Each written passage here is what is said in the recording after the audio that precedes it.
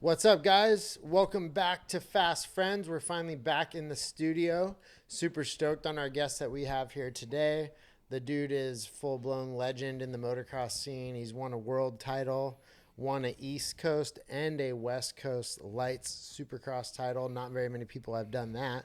125 outdoor championship here, but also outdoor 450 motocross champion, just all kinds of things, and been in the sport forever, commentating for the outdoors and multiple other things throughout the years. And we're stoked to have our guest here today. You got anything to say? Yeah, you kind of took all of it. Durban, South Africa's own Grant Langston here on the pod. Let's get right into it and see what's up with GL. What's going on?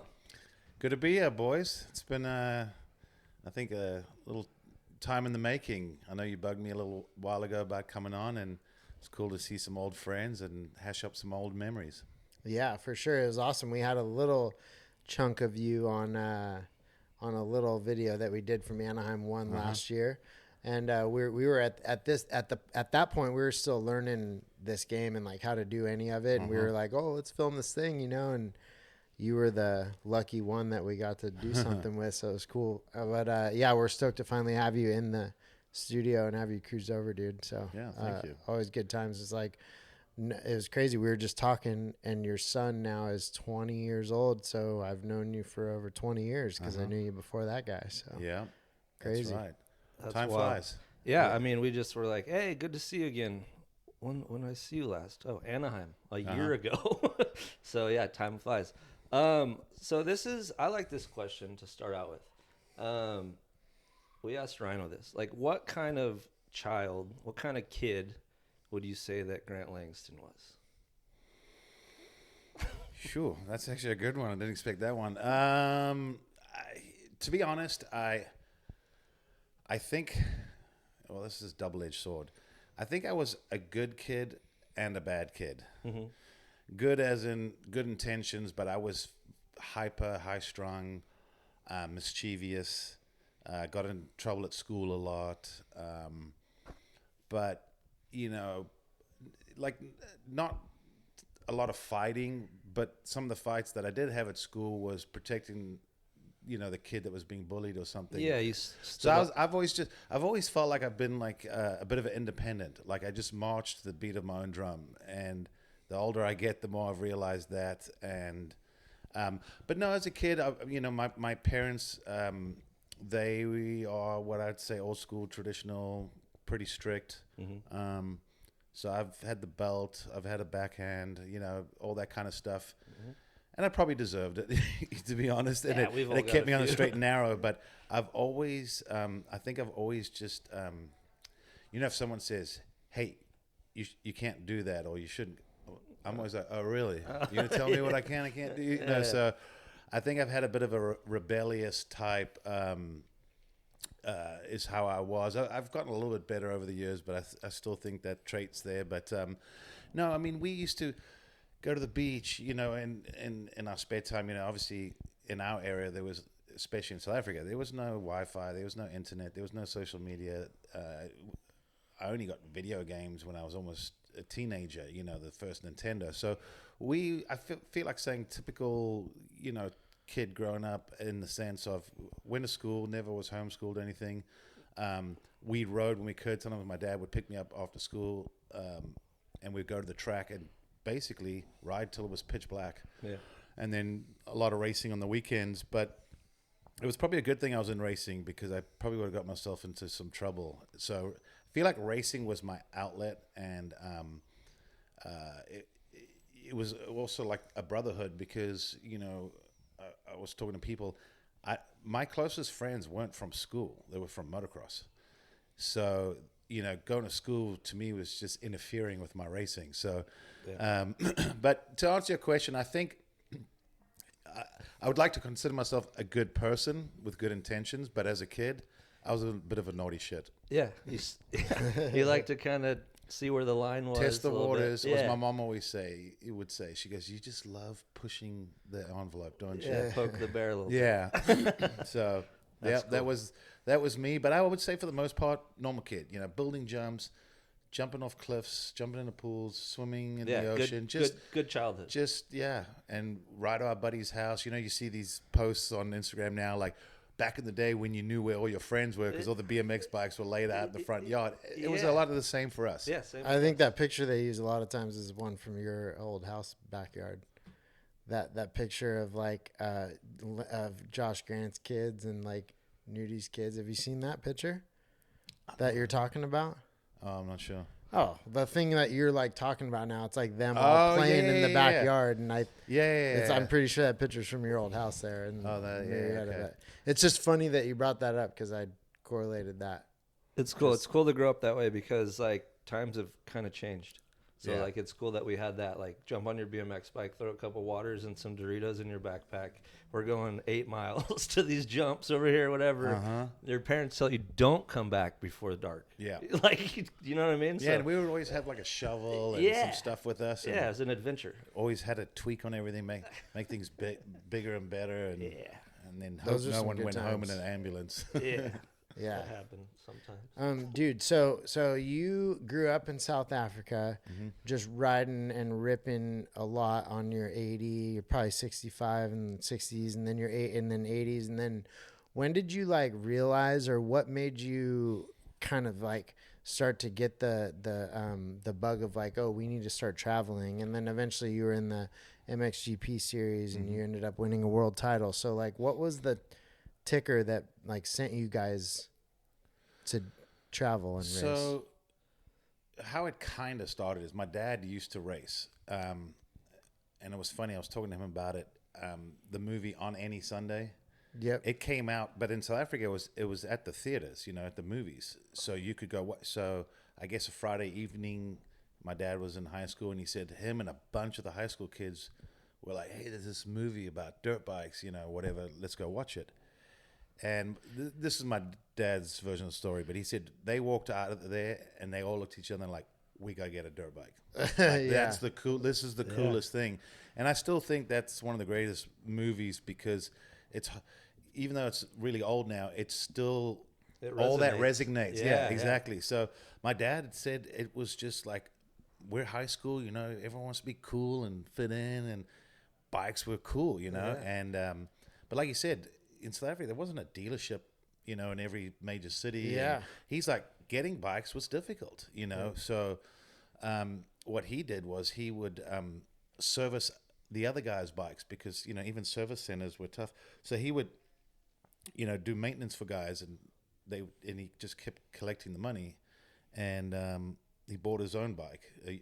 Actually, a guy brought it in, it seized or something. My dad rebuilt it, and the guy couldn't pay him. So my dad said, well, you would have got... Anyway, gave him some money for it and took the bike. Yeah. And so he was really into it. And then when my mom was pregnant with me, she said to my dad, all right, this kid can do anything except ride dirt bikes. That's like, what he's going to do. I hate dirt bikes. She's like, our dates was me with a pit board telling you, you know, go faster. Yeah. And we were broke because my dad put all his money into his racing. So... when I came along, it was like, he's not racing, but the problem was a lot of my dad's friends were into the moto scene. So we were at, I used to call him Uncle Rob, but we were at his house, one of my dad's best friends. And I said, he had a little bike. It was a Honda QR50. They didn't even bring him into the States. They only had the Z's here. Yeah. And it was in the garage. And I was like, hey, Uncle Rob, like, can we ride that one day? Yeah. Next time came around, we're over there watching rugby, having a barbecue, as we call it, a braai. And, hey, Uncle Rob, can we... He's like, oh, I've been drinking, you know, next time. So I said to my dad, Uncle Rob is a bit of a flake, so I'm going to get on his case. So we pull up. He's all, hey, Grant. I'm like, I want to ride. It's next time. So we went to this, like, abandoned BMX track, and I got on it, and he was the one showing me just... kind of how to ride, and he was on the back with me, and then I'm like, I got it, and I just went, and we ran out of gas, and the parents were like, okay, cool, let's go.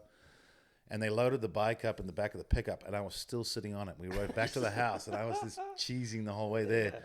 And next thing you know, my dad, I think because he liked motocross, I think he thought it was cool that his kid was into it type thing. And he said to my mom, hey, you know, he's just a kid, give him something to do. Like, let's get him a bike.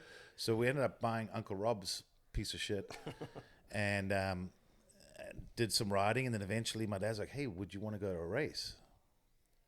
I don't even know why I would have said it, but I was like, yeah, like absolutely. So On that bike? yeah, so we go find out that there's this little local club and they have a little race, and we go and we're naive and sign up. I got my ass kicked. I got lapped. It was miserable. But the only thing was all the kids were on PW50. So my dad said to convince my mom, hey, he needs a PW50. So for Christmas, Santa bought me a PW50.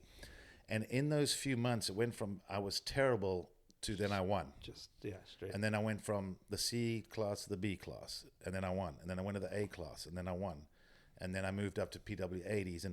And I would say motocross back then was a decent size in South Africa. A lot of people think, is there even a racing community there? I'm like, there was. It's sort of dwindled a little bit over the years, but it was still pretty big in the 80s.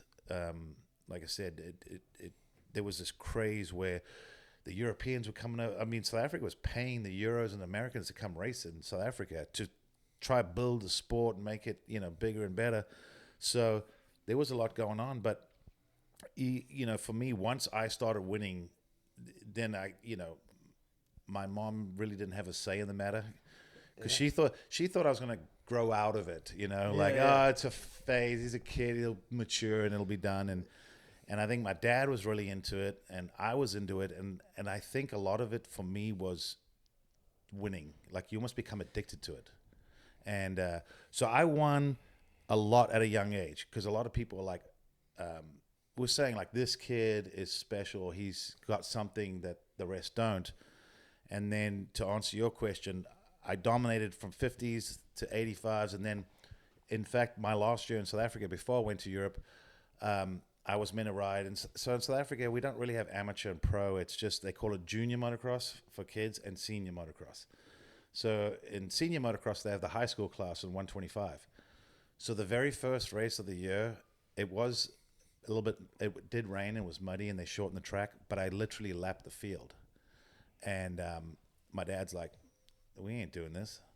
He's like, he's got to go to the senior class. Well, you had to be 18 to go to seniors. I was 14.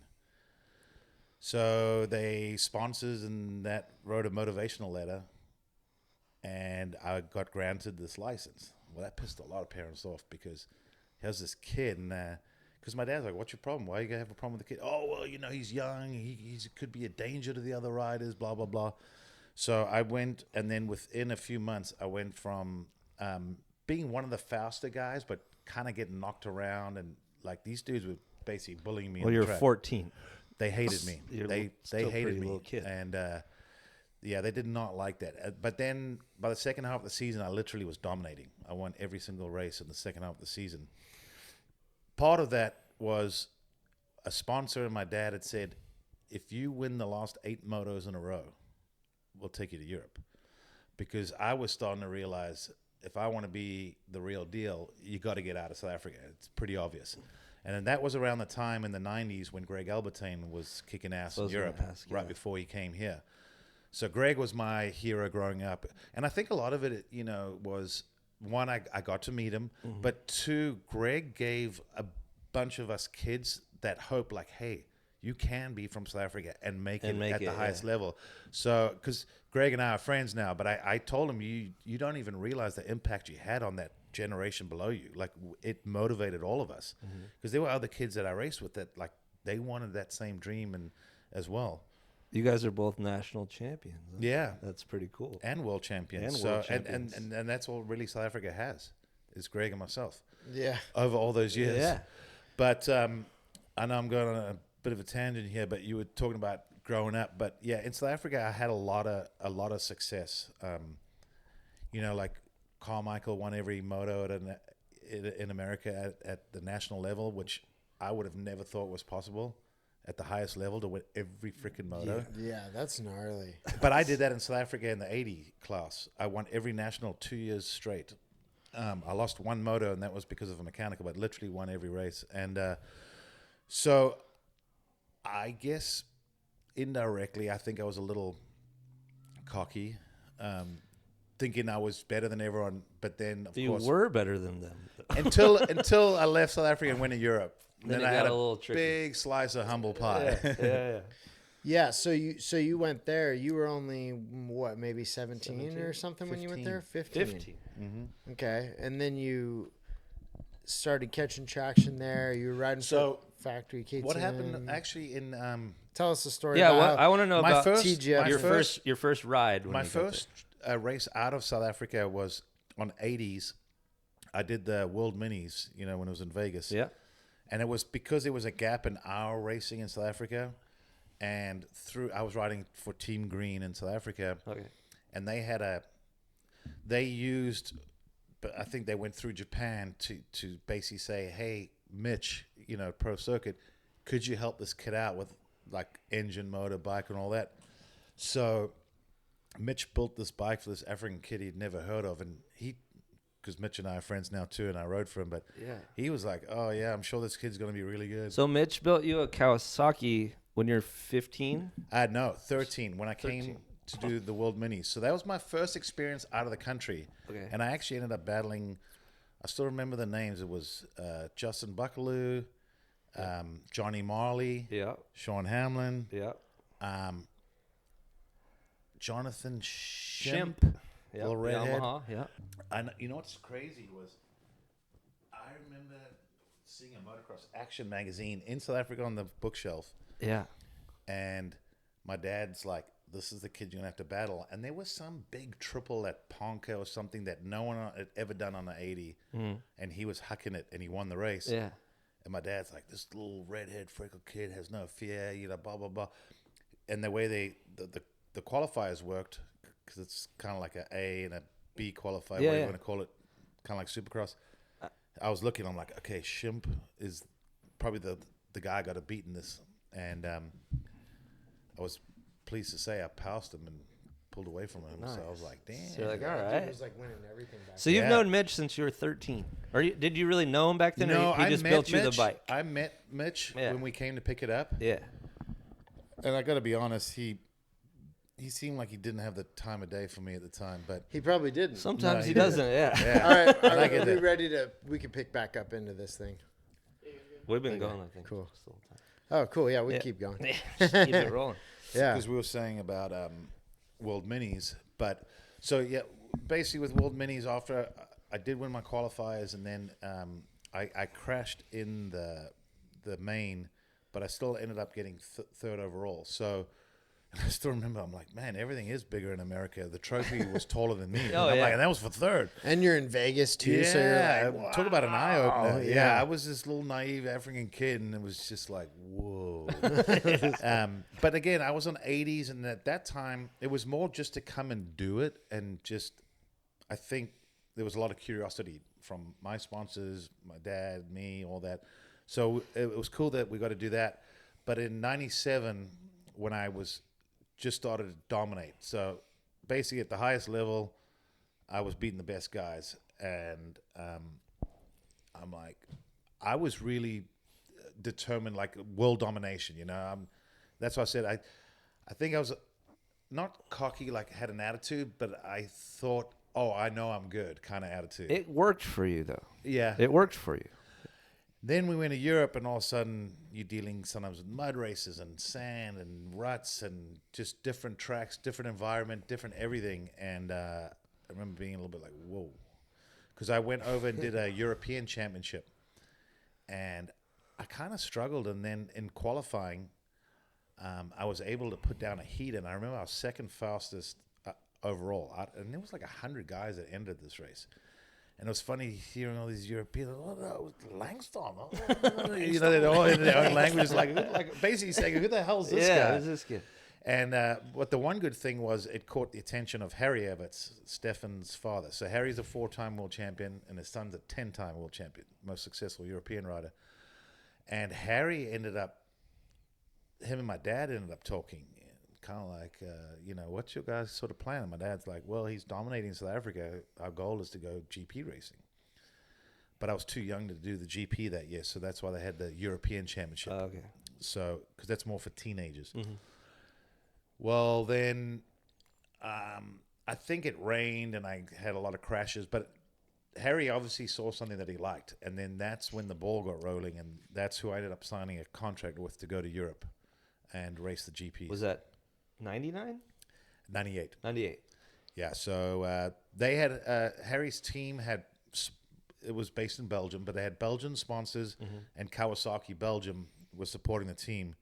So, when I came to Europe, again, I still had a little bit of that humbling experience. Like it's not my local track where I know everything and I can kick everyone's ass. Like this is a whole new learning experience, and it was, from the lifestyle, the different food, the languages, everything. It was a big change for me, and it was because you're going to how many countries? Yeah, 15 different countries or something. Yeah, that's about right. And you're a young kid, and yeah. You're like, I'm badass, and then you're like, wait, maybe I'm not. Well, then I didn't even qualify for my first GP, and then that was, I got to be honest, I didn't expect that. I think, like I said, maybe my cockiness caught up with me, but I thought I was plenty fast enough to qualify. Yeah, and I didn't. I just missed out, but that doesn't matter. Being the first guy not to make it doesn't matter. Yeah, and I just remember sitting on the side of the track watching the race. And I'm like tearing up because I'm like, I was King Dingling not that long ago. And now I wasn't even, basically they said, you're not worthy to be on the gate, and it was like, whoa. Yeah. And so my first year in Europe was definitely a little tough. And, we were struggling financially. I was struggling. I was homesick. Like there was a lot of things going on. And the best thing that ever came out of it, and I've said this before in some, podcasts or interviews, my dad was always pretty tough and gave tough love, but he helped me a lot. But the one thing that I'm really, really glad that he did was I remember I walked up to him and I had tears in my eyes and I said, Dad, I know I said I really wanted to come to Europe and race, but I'm done. I'm over it. I'm not having fun. I'm homesick. I just want to go home. This was the first season? First year. First year? A few months living in Europe. Yeah, you're just like, And I said, Dad, I just want to go home. Yeah. And he pulls my shirt and pulls me towards him and he goes, we don't have a fucking home. I sold it to get you here. Oh, shit. And I'm like, just deer in the headlights. And I'm like, that's some real shit, dude. Almost wanted to have like a stepbrother moment. Yeah. So is that a no? so is that a maybe? No. But I'm glad he did that because from that moment, I feel like that was like rock bottom for me. Mm-hmm. And he's like, no, there ain't nowhere to go back to. We're not giving up. Yeah. We're gonna do this. We're gonna work. We're gonna do whatever we can, come hell or high water. And thankfully that he gave that tough love because I was ready to go home, quit racing, go back to school, and just maybe ride for fun and figure out life. Look at all.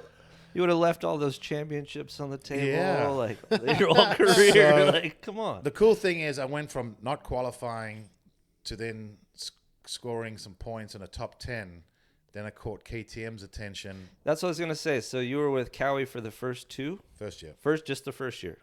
And you started to do better toward the end of that Like I said, season. I went from not qualifying, to and then top 10. at the French GP, I got 8th. 8th, all right. So and I had just turned 16, and then I think some people were going, "Whoa, this little kid's little showing some things." Yeah.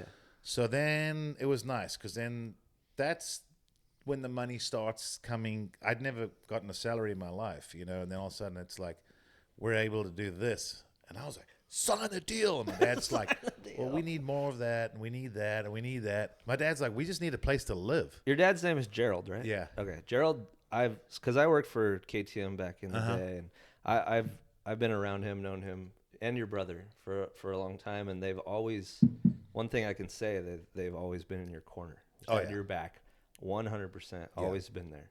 So yeah, they're awesome. No, they have. Well, when we went to Europe, it was the three of us, and it's actually my uncle. Everyone thinks he's my brother. Yeah, your uncle. Uncle Andrew. But a lot of people, because of the age gap between my dad and his brother is like 11 and a half years, and then the gap between me and my uncle's like just over 10 years. Shorter. So, so everyone's like, oh yeah, I saw your brother, and I know who they're talking about, but I'm always like, oh cool, yeah. Uncle.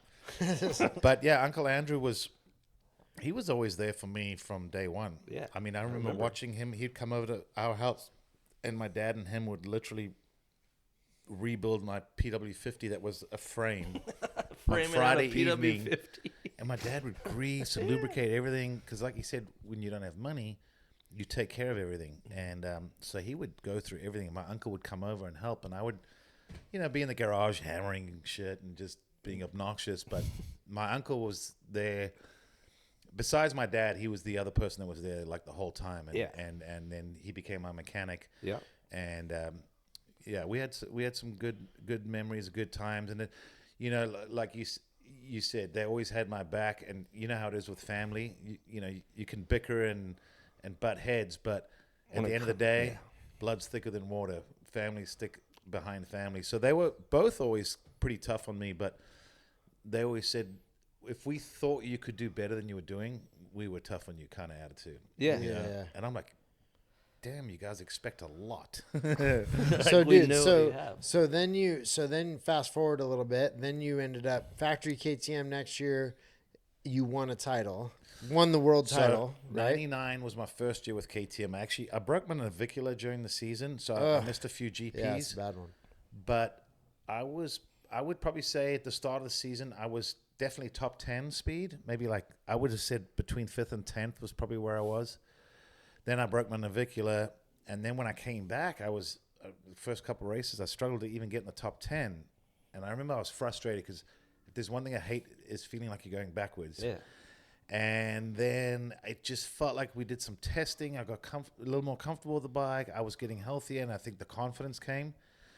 And then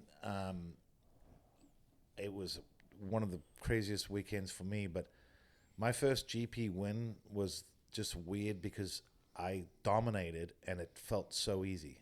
It just didn't even seem real. What track? It was in Germany, Henschen, like Eastern Germany, like right by the Polish border. But ironically, that track was one of the few where I'm like, this reminds me, and it was a track that I grew up at in South Africa called Hammersdale. And it was as close as I've come. And my technique and my style and everything just gelled. Seriously, I dominated the whole weekend. Every practice, every qualifying, both motos, fastest lap, checked out. 1-1. And I even said to my dad, I don't get it. Like 2 weeks ago, I was busting my ass and I got like an 8th. Yeah. And I felt like I rode as hard as I could. I go, this is weird. How does this happen? Yeah. And then the very next weekend, I had a mechanical and a 10th or something. So yeah, that was. It gets frustrating when you get a taste and then you get humbled again. Again. You're like, what the hell? So, but basically, I was on a 1-year deal, and KTM said, we're re-signing you, and I got a nice little pay increase, and that was starting to feel like, okay, now I belong here, I'm making money, and the world title started becoming that thought. Because I knew I had speed at certain tracks, but in Europe, the diversity of tracks is astronomical. Place, yeah. Astronomical. Yeah. Like in America, even the outdoors, you can say they're all different, They all look but the they're all same. prepped the same. Yeah. Everything's cookie cutter. In Europe, every GP is a different promoter, different country, and they do things different. At least back then. Well, no, now even now it's more uniformed now. But there's still some random tracks. Where what is that? Now they have a track crew that goes to every GP and they oversee and do it. Back then, you would go to Croatia and there's some whack job building some random shit all over the place, and that's what you dealt with. And then you go to Holland and you're racing in below sea level, and you go to France and it's hard pack, big downhills drop. So I knew if I could win the races that I was good at and minimize the damage at some of the other tracks, I knew I had a chance. Did you have like a main competitor or two that you battled for the world championship? Yes. Who were those guys? Jamie Dobb, the Englishman. Yes. Oh yeah, Jamie Dobb. And Mike Brown.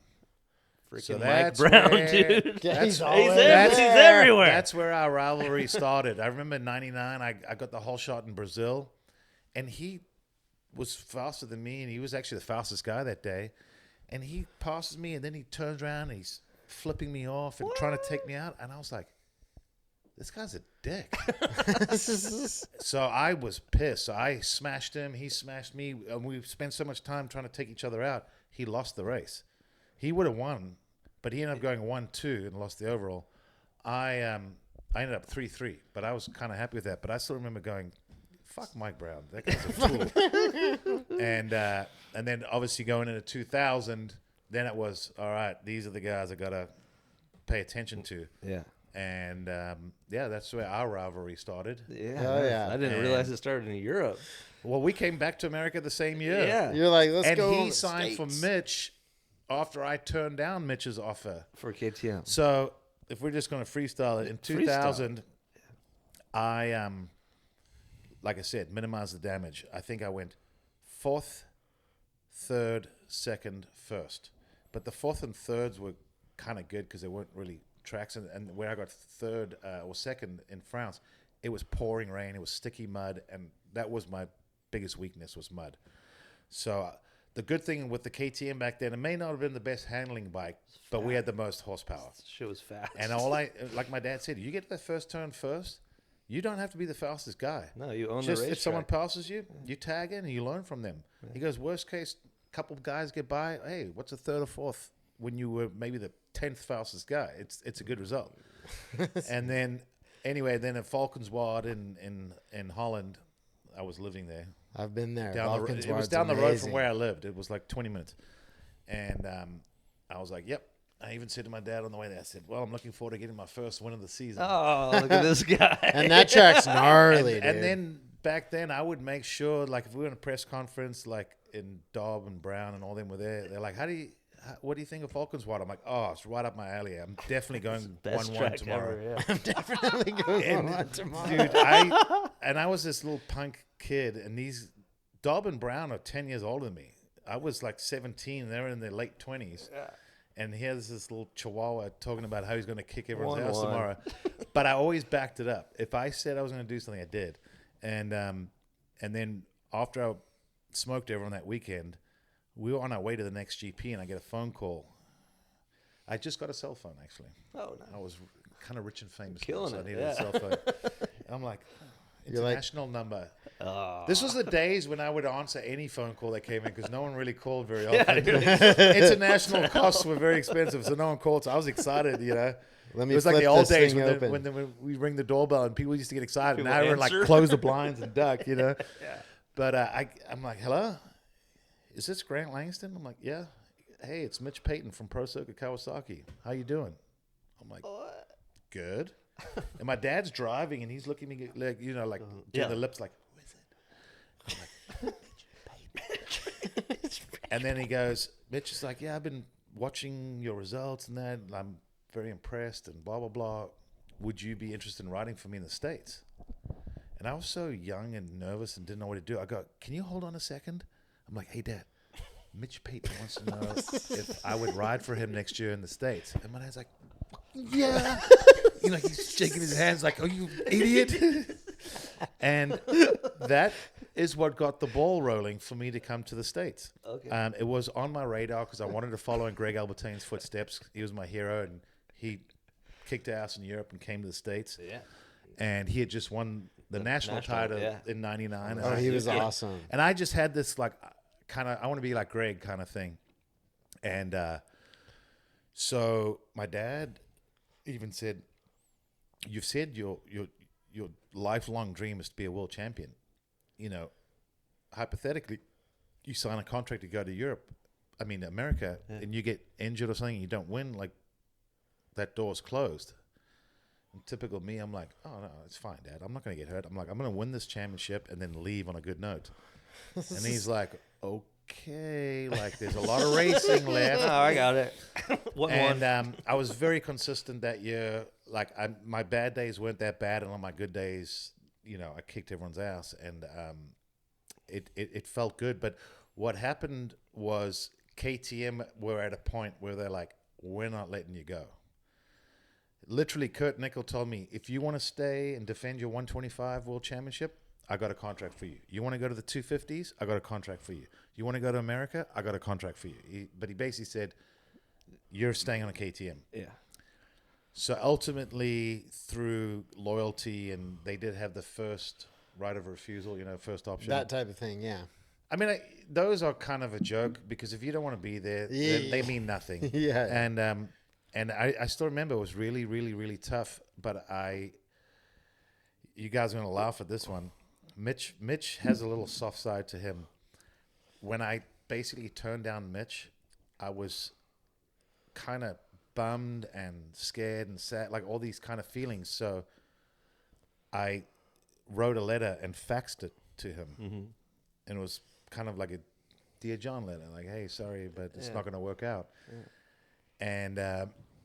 And at the bottom, I said, hopefully one day I'll get to ride for you. And anyway, that'll come up later. But he kept that fax. He's like a chick keeping his love letters. He's probably got a lot of love letters. I turned down Mitch. I turned down Mitch to stay with KTM just as we thought it was the right thing. And ironically, because KTM was getting Red Bull money and support, they even said, we're throwing everything at America. But wasn't Red Bull KTM like, you were like their first year almost? Yes. It said Grant Langston on like a random rainbow sticker. I know. With a South African flag next to it. That was the team. It had everyone's number. It looked like some guy in their garage made the graphics. Red Bull owned that area, and they didn't even want to have. There was no graphics on the bike. I was like, "What is this?" There were times I was going like, "You guys are weird." Like, yeah.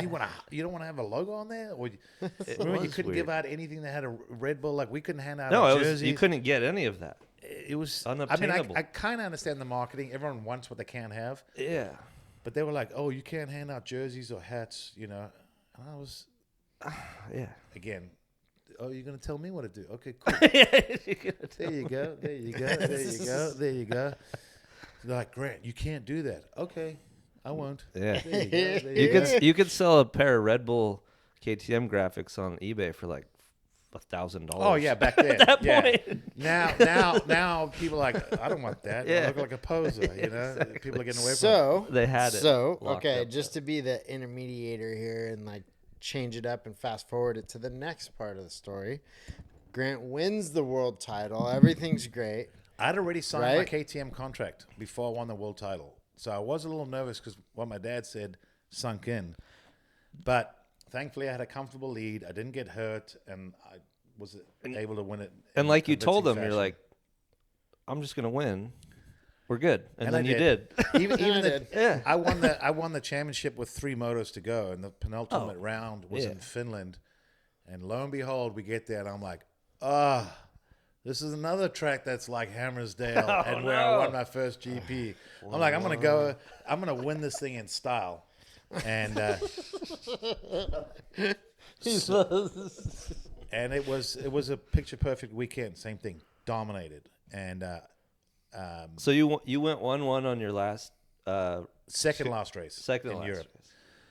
And I still remember there were people from, because it was in Finland, so you either have to take a boat, a plane, or but there was a whole, like, I didn't even realize I had like a supporters club.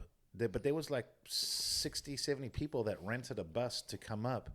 The Finnish fan club? No, they weren't Finnish. They're all Europeans, okay. but like Dutch and Belgium and all that. But they all were fans of me, and they wanted to come see me win. And I didn't even really realize they were fans. Like, I thought you guys just go to the races. And they're like, no, our bus says Grant Langston. Yeah, exactly. So first moto, I'm winning, and I see a lot of people cheering, and then like on the last lap, I'm cruising because I had a big lead, and I'm trying to wave to everyone. I'm like, where did everyone go? I didn't realize, but everyone, because the finish line basically joined back onto the start straight, and I remember I came over the tabletop before the finish, and as I dropped over, I just saw a sea of people on the start straight, and they had banners and flags and champagne, and it was a really cool moment because I don't think I'd ever see my dad cry, and he straight up was like emotional. My uncles, they were hugging and crying, and I teared up, and it was just. You're like, and we're then supposed to cry. You get this like weird euphoria feeling where you almost feel like you're not even in your body. You know, often people say, how does it feel to win a world championship? And I go, it's weird because you've ran it through your mind so many times. And then when it physically happens, sometimes you're almost, I don't even know how to, like, you feel like you're not quite there. Yeah. Like everything becomes a blur. And, but I just remember that moment of seeing the excitement and the sponsors and the fans and my family. Yeah. And it just kind of felt like we did it. Like we Mission Yeah. accomplished. Like, yeah. You did it. Hell yeah. Hey, We yeah, did it. you freaking did it. So dude. it was Think about it was that. definitely a Yeah. very That very journey. special moment, very special. And it was cool because that was the way I wanted to kind of end it. And then almost immediately it was like America.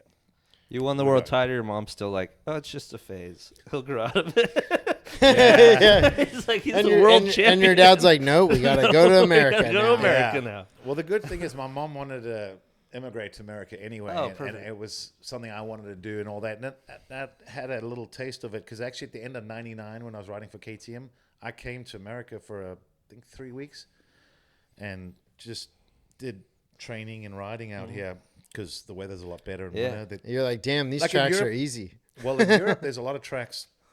Well, most of Europe is unrideable in the middle of winter. You know, it's just the way it is. So that's why guys go to like south of France, south of Spain, south of Italy, or just other places. Yeah. But yeah, so stayed with KTM, came to the States, had the family with, and there was the next chapter. And then you got right into what coast did you race your first I year? raced West Coast. West. And And I think you got your first win that year. yeah, And I also think that you would have had it sooner, but you did a fist bump off the that is triple true. and endoed into the berm and gave Travis Preston a victory. So A1, I'm just saying. Some random Jeff Bell knowledge Hey, right it's not there. random. I ended up crashing out A1 in the whoops. Shocker.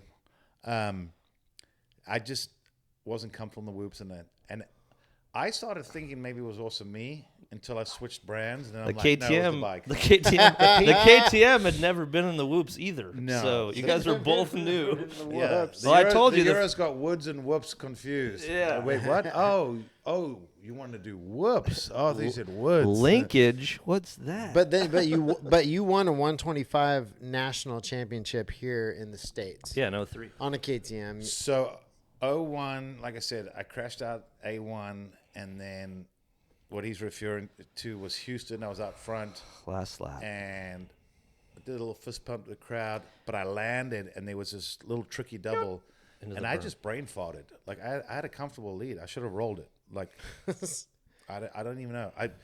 But what I was doing normally is in the air, I was picking this one rut that had a little like notch in Little it kicker, that gave yeah. a little pop, and I think because I was like, yeah, I won, I landed, and it was just like, raw. And then it had a really mellow face with a steep landing, and I tagged it And into the and went berm, yeah. head first into the berm and mangled the bike. I was dizzy and all that, but I've never been so like distraught at myself ever. I was distraught. I cried like a little was like, bitch for a dude, while after that no. one. But I was so angry at myself. I told the team and everyone, I said, I'm going to win next week in Dallas. I said, I'm fucking winning. There's no way I'm not going to win it. And I won Dallas Yeah, the next week. the next My weekend. first win. Hell yeah. That's awesome. And I think I ended up third in the series, which at the end, considering how it started and how it ended, I was pretty happy. And then, Yeah. and then it was like, all right, now it's time for motocross. My time to shine. Let's go. And I was dominating until I separated my shoulder. And then I came back after being injured and missing around, and still would have won the championship had my rear wheel But not your wheel blew out. disintegrated the last race. And when does that ever happen? So the Doesn't first ever happen. so the Just first me. year It's just you. Just my luck. you, yeah. so the first year you didn't win the title outdoors. So It was in the bag. A lap and a half to go. in the and bag. I was still, it was in the bag. And then the bike said no more. Hey, but So then it was the second year in No, the 'cause then States. in You won the 02, title. Oh, two. I was all, ready for a comeback. Okay, wait. Let's pause for a second. Because we're talking about a lot of highlights here and a lot of really good moments in the career, and it's easy to talk about that. But what we're going to talk about right here reminds me of a time where I was thinking this recently and noticing something I was working through on my own. It's like, like in life, sometimes it's not like you just keep winning. It's not like you just keep staying on top, right? So you're going through times where you're kind of like, damn, like you won the world title, you came here, you did some shit in Supercross you weren't too pumped on, and then you're like, you didn't win the outdoor title that year, your back wheel disintegrates, you didn't win. And so a lot of times in life, through everyone, doesn't matter who you are or what you're working on, you got to dig through those times. You know what I'm saying? And like, it brings you lower and you start thinking things. Your brain is focusing on different things. So talk about like just building back through that and like working on the lows that you were in there to get back to the high. One thing I learned later on, and you always go, man, I wish I'd, everyone goes, I wish I had this advice or this knowledge when I was in my prime or whatever. Right. But it was always, that mindset, push as hard as you can, go as fast as you can. And it's like all the time, the whole time, And I look back and there's times I go, man, it was first practice. And I was like, why was it so important to be the fastest in first practice? Like, no one gives a shit. And then times that led to a crash here or an injury there. So for me, there was it was always the injuries that kind of held me back. If I was fit and healthy, I was always fast and a title contender. But unfortunately, it was this injury in 01, then an injury in 02, and Well, I believe that in every series professionally that you finished every single race, you were the champion in that series. I don't think that's a stat that anyone else shares. Probably Ricky. Yeah, probably wrong. Oh, actually, no, because he didn't win the first year in the East Coast. No. When he was a rookie. He was faster than everyone, but he crashed too much. And it took him 3 years on the 250 Cowie. Yeah, that's true. So, no, I think you hold that one. Anyway. Yeah, it's also on the flip side a reminder to me. I'm like, man, if you stayed healthy more. I wish I kind of knew, like, you only need to push it after the gate drops type thing. Like, being fastest on paper looks cool, right? But it means jack shit. So I always had to go for broke all the time, the whole time, every time. And you learn, even from other guys, like whether it's Tomac and all that, you see there's a reason they have longevity. Is they've learned you don't have to win every little battle. You just want to win the war. Yeah, but you got to be in it to win the war. The people that you looked up to and the racers in that era, longevity is a new thing. That's not what you guys were going for back then. You guys were going for 10 years, pound it out, make what you can, and get out, because like 10 was insanely long. That was a long. But now 15 is normal. Yeah, I agree. But back then, your mentality worked with the era, because it was get what you can get when you can get it. And that's just maybe why there was an injury every other year and stuff. The mentality was aggressive. Now it's more like career, like what are the next 6 years going to be like? A little smarter, a little more strategic. But when you look at it, again, I came from South Africa where knowledge and information was very limited. We were always trying to get knowledge and information. I mean, I remember when I first moved to Europe, I think I drove Stefan Everts up the wall, because here's a guy that I looked up to and kind of idolized, and I get to be at the same track, and because I'm riding for his dad, he was giving me tips and that. I mean, I probably talked that guy's ear off. He actually said one day, he goes, "You were actually a bit annoying in the early days." He goes, "I do like you," but it was trying to get same thing. Because I remember watching him do motos in the off season. I'm like, he looks like he's not even trying. He's like, "Oh no, I just fill up," because he was on a CR250 HRC bike. He'd literally fill the tank up and ride until it ran out of fuel. Yeah, and then they would come back and do it again. And sometimes it was between 45 and 50-minute motos. But I was just shocked that he wasn't hanging it out. Yeah. You know what I mean? I'm like, wait, this guy's a world champion. He looks average. He looks average. But he had this plan of you build a foundation, then you do this, then you work on speed and intensity, and then by the first race, you're ready to go. And I think Jeremy was also really good at that. MC. Yeah. He would go to Europe and do those off-season races, and I'd watch him get his ass kicked. Yeah. By He wasn't I saw him worried. get He's like, I don't need fifth to. place in Yeah. Italy. Straight up got fine. beat it, and Yeah. I'm going, wait, this guy's the favorite to win the title next year. He's getting the base laid down. Then you It's- see him before yeah. A1. He's ripped. He's lean, and it just you're like. He would like a different moto, and rider. then he would do like a 3-month like boot camp with Gary Simics. Uh-huh. And in that 3 months, he's fucking He ready. went from chunky to a lean, mean yeah, fighting machine. yeah. Yeah. Had So that working. those were the things that has been kind of cool to see over the years from different athletes in different parts of the world. But yeah, but unfortunately, because of my mindset, I think I got injured more than I probably Well, should. yeah, you came over with the nickname Zulu Warrior. Super subtle. So, like, that was kind of your mentality. You look up some pictures of you on the starting gate, your laser beam eyes, you're fucking ready Yeah. to go. Yeah, but So. you like talking about all that working through stuff. That I think that was a part of your career when you're like, oh, like there's more things like to look at. Where Yeah. even in the past too, you probably in your subconscious mind was like thinking that way, but you were pinning it going fast. Then when you finally did, so you won the title here at KTM, but then you did end up riding for Mitch's team. So let's talk about that. So Because the whole Mitch thing and the pro circuit team came to fruition. So then you end up riding for Mitch. Finally. It happened. yeah, well, also too, the relationship between me and KTM was getting frustrating. Just because there were things that were promised that didn't come to fruition.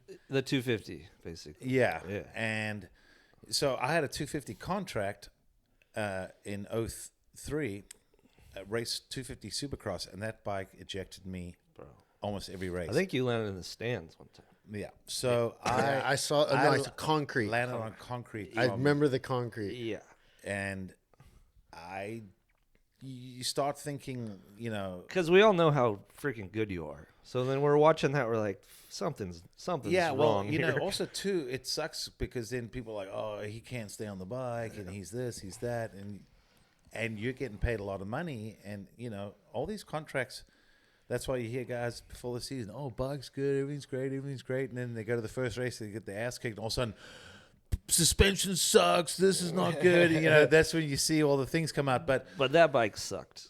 that it did. Well, that's so why I in 03 stepped down to the 125 Yeah. because they gave me that option. I said I hate the bike, and they were like, "Hey, Bad. would you be interested in riding the 125?" And I said, "Absolutely," because that was the only option. You're gonna that take was that good. that 250 outdoors would not have been a No, cool and thing. and then I think James was obviously the favorite that year, but he broke his collarbone in Vegas. he missed. And I was there in the stands recovering from injuries. Bro, that your was an kid. insane crash So that he did. when he went down and they said, oh, he's broken his collarbone, he's going to be out for a while, KTM were like, well, let's do this. So I had to essentially sign a contract within a contract that changed things. So they're like, well, you're getting X amount.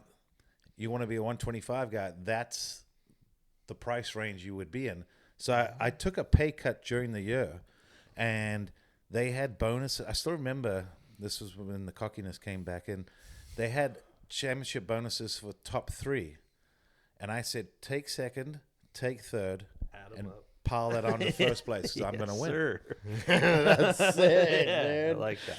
And if you ever get a chance, ask Ryan Hughes because he found out that my bonus was double his, and he was not happy. And it came down to us in the end. But Oh, you and him were going at it that year. yeah, You as and Rhino we were and you. teammates. And Yeah. the horn was in full force, and Rhino and I are buddies now. But I used to think he was a dick, Yeah, and, no. But he's the same thing. Put a helmet on, and he's just this different guy. And here I am, and it was funny because we're still again badly. It was me, Ryan Hughes, and Mike Brown, yeah. Like every year it was like Brown. me, Jamie Dobb, Mike Brown. Yeah. Me, Travis Pastrana, Mike Brown. and then me, James Stewart, and Mike Brown, and then me and Get and out, Mike Brown. Get out of my life, Mike Brown. So, So 03, I win the championship. 04 again, you know, the KTM were like, you have to ride the 250. And it was a miserable year. I was down, meaning mentally frustrated, injured, and not satisfied. And that is what led to me going, the honeymoon's over. Like, I need to move on. I got to go elsewhere. And I had a really good sponsor with Thor, and you remember Jeff Fox that owned Parts Unlimited. Yeah. And Jeff always had my back. And I remember we had a conversation, and he's like, Langston, what are you going to do next year? I'm like, I don't know, dude. I go from being injured, because in 04, I didn't even race much. I was injured almost the entire season. And I said, you know, when you're not out there, you know, that old saying, out of sight, out of mind. I'm like, my phone's not ringing. I'm not getting a lot of offers. And if I did get an offer, it was pretty much like, we'll give you a little bit of money and bonuses, you know. So I said to Jeff, I'm like, I don't want to be on a KTM. I said, they actually just gave me a really good offer, but I turned it down. And because KTM wanted me to ride their new 250F. And based on things that had happened, I'm like, I'm not going to stick around to see if it's decent. Yeah. I'm like, I remember saying to my dad, I'm like, it's not about the money. I want to go where I know I can win. Like, I don't want it to feel like the bike's holding me back. If I can't win on the best bike, then it's me, right? Mm-hmm. But I said, I don't feel like I'm on the best bike right now. And Mitch was always known to produce champions, but everyone knows you ride for Mitch, you're not going to make a lot of money. But he told me, you do your part, you'll make a lot of bonus money with me. Yeah. And so it came up last minute. I don't even know if I should tell the story because it's supposed to be kind of... It was a long time ago. Undercover, but... Let's tell it. You can tell it. But Jeff Fox and I have this phone conversation. 20 years later. Let's tell it. And he goes, you know, basically, what are you going to do? And I'm like, I don't know. He goes, what about Mitch Payton? And I still said, Mitch doesn't like me. I've turned him down. And then between the pro circuit and KTM rivalry with Hughes and me and Brown, like literally the team members were getting into it. I'm like, he's not going to answer my phone call. Like, he don't like me. He goes, I'm going to give him a ring. Be on standby. So next thing, I get a phone call from a number I didn't recognize, but I'm like, I got to answer it. It was like in the motorhome, like with your old cell phone. Oh, shit. What up? This was the second time now. Hello? GL? Yeah? It's Mitch Payton. Oh. Hey, Mitch. You looking for a ride? I'm like, yeah. He goes, you need to get in my office now.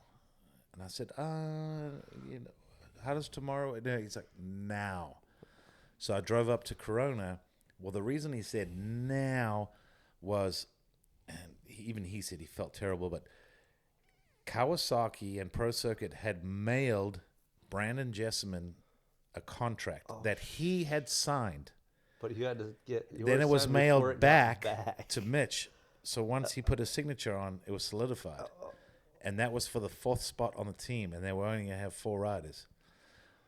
Mitch said he did one of the toughest things he's ever done. Call a rider and go, hey, like that deal you thought you had, it's not done. Not done, and you're not going. So he basically took Jessamine's contract, put my name on. We were doing the little initials on the side, and we wrote in some hand things, and he said, I'll get it formalized. But I drove up, and within 1 hour, I'd signed a deal. And I felt bad, too, because Jessamine got screwed. And Mitch told me, he goes, I will make it up to him. He told Jessamine, I promise you I'll give you a ride when you really need it. A couple of years later. He did, right? Mitch signed Jessamine.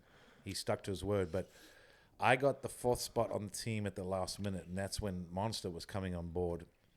And ironically, owned by South Africans, because Mitch was like, hey, I need you to meet these guys. They're fellow countrymen. Like, you know, they want to do this deal. And he's like, and I really need the freaking money. You know, like racing, you run at a loss. Everyone thinks you make money. But he's like, I've never made money. Yeah. But with this deal, I might actually be okay. And then that was the start of the new, you know, for me, the American chapter post-KTM. Signed with Mitch. And Monster came on board as, you know, and then I know you were working with Monster. And that's kind of when we got to hang out a lot too. Yeah, that was good times, dude. And even the one of the photos from one of the photo shoots that we ended up using for the side of the fridge, Yeah. you still see it everywhere today. It's Uh-huh. crazy. I'm like, dude, that's a 20-year-old photo, and you're still a big old number 8 still on there. But those are some good times. It was awesome watching you just, man, firsthand, just watching you dominate people. Like it was like kind of a surreal feeling because you were always so casual and cool about like how you were at the races, you know? And it's not like you had won like tons of Supercross stuff, but dude, you were so good at Supercross that year. You and Matt Walker, right? Yeah. We're on the East Coast. Who were your And badass. You won back-to-back coastal titles on Mitch bike. What were your like main competitors like 05, 06? So 05, the reason I rode East Coast, and you guys and probably a lot of people listening know, that it used to start mid-February. So you had like 6 extra weeks because Anaheim was first week of January. Yeah. So with KTM, I think because they were a little bit bitter that I turned them down, and I told Kurt Nichol, I said, I'm not signing that. And he's like, oh, where are you going? And I said, I don't know. And he goes, no one turns down that offer if they have nothing backed up. And I said, Kurt, I don't. I said, but between you and me, I said, appreciate everything you've done, but I said, I don't want to be on KTM anymore. I said, I've made up my mind. I said, I'd ride for free just to be on the right bike. So with Mitch, I knew if I went there were no excuses not to win. And I really enjoyed, those were probably the best 2 years of my professional career. Damn, those were some good years. I really enjoyed it. But like that team, that mindset, Well, that people winning were even mentality. warning me like, oh, yeah, dude, you ride for Mitch. He's You're like, I want to hardcore. win He's just an as bad as he asshole. does. He's this, he's that. And we got along great. He just wants to win. You want to win. Well, you know what it is? Everyone thinks, because I had, even Pingree said it. He goes, if you're not winning for Mitch, he doesn't have time for you. And that was an incorrect statement. Mm-hmm. If you put in 110% effort, He's Mitch got will have your back, all whether day. you're first or last. Yeah. And I think why we got along is I had good work ethic and a good attitude, and just wanted to, like riders used to complain about testing. I'm like, I enjoyed it because they're trying to make my bike better. Yeah. Maybe it took all day to make one little improvement, but I'm okay with that. I'm in for it. I yeah. like progress. And I really enjoyed being on that team, especially, Bones, I don't think gets the credit he deserves. No, he deserves a lot of credit, yeah. I still think, hands down, the best suspension technician I've ever worked with. Yep. Hands down. So between Mitch and Bones and the crew, I really enjoyed it. I just fit in there. I had so much fun, which kind of sucked because he's only a 250 team and everyone wants to move up to the 450s later on. But to answer your question, in 05, it was Millsaps, Oh, yeah. Hansen, and Matt Walker, my teammate. Yeah. So at times we battled that year. There Josh was some Grant, too? Was yeah, he there? JG. JG, No, hey, how about that race? That one race, I think you had to go to the LCQ.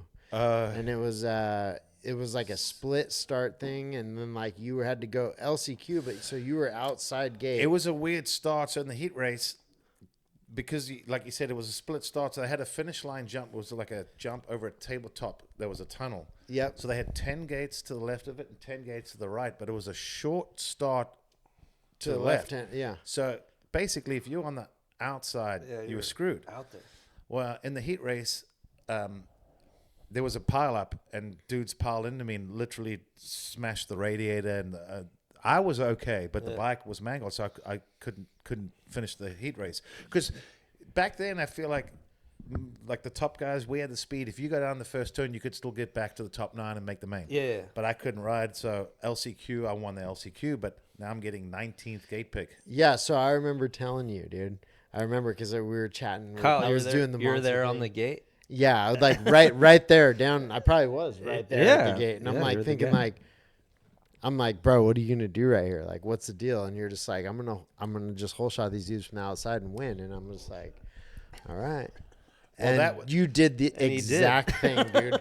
Far outside, heart jump, carved over on everyone, and just checked out one. Right? Am I right? Yeah. It was was amazing. Basically, it was a make or break. It was like, I'm going for this, so I'm either going to be because when you came from the outside, even though it was way out there, you had a great angle in the first turn. But the problem was every start you watched, the guys on the inside got there first. The guys on the outside had to stand the bike up and almost go into the bales to avoid. That's how I got in the pile up in the heat race. I was turning, someone from the outside mauled me. Yeah.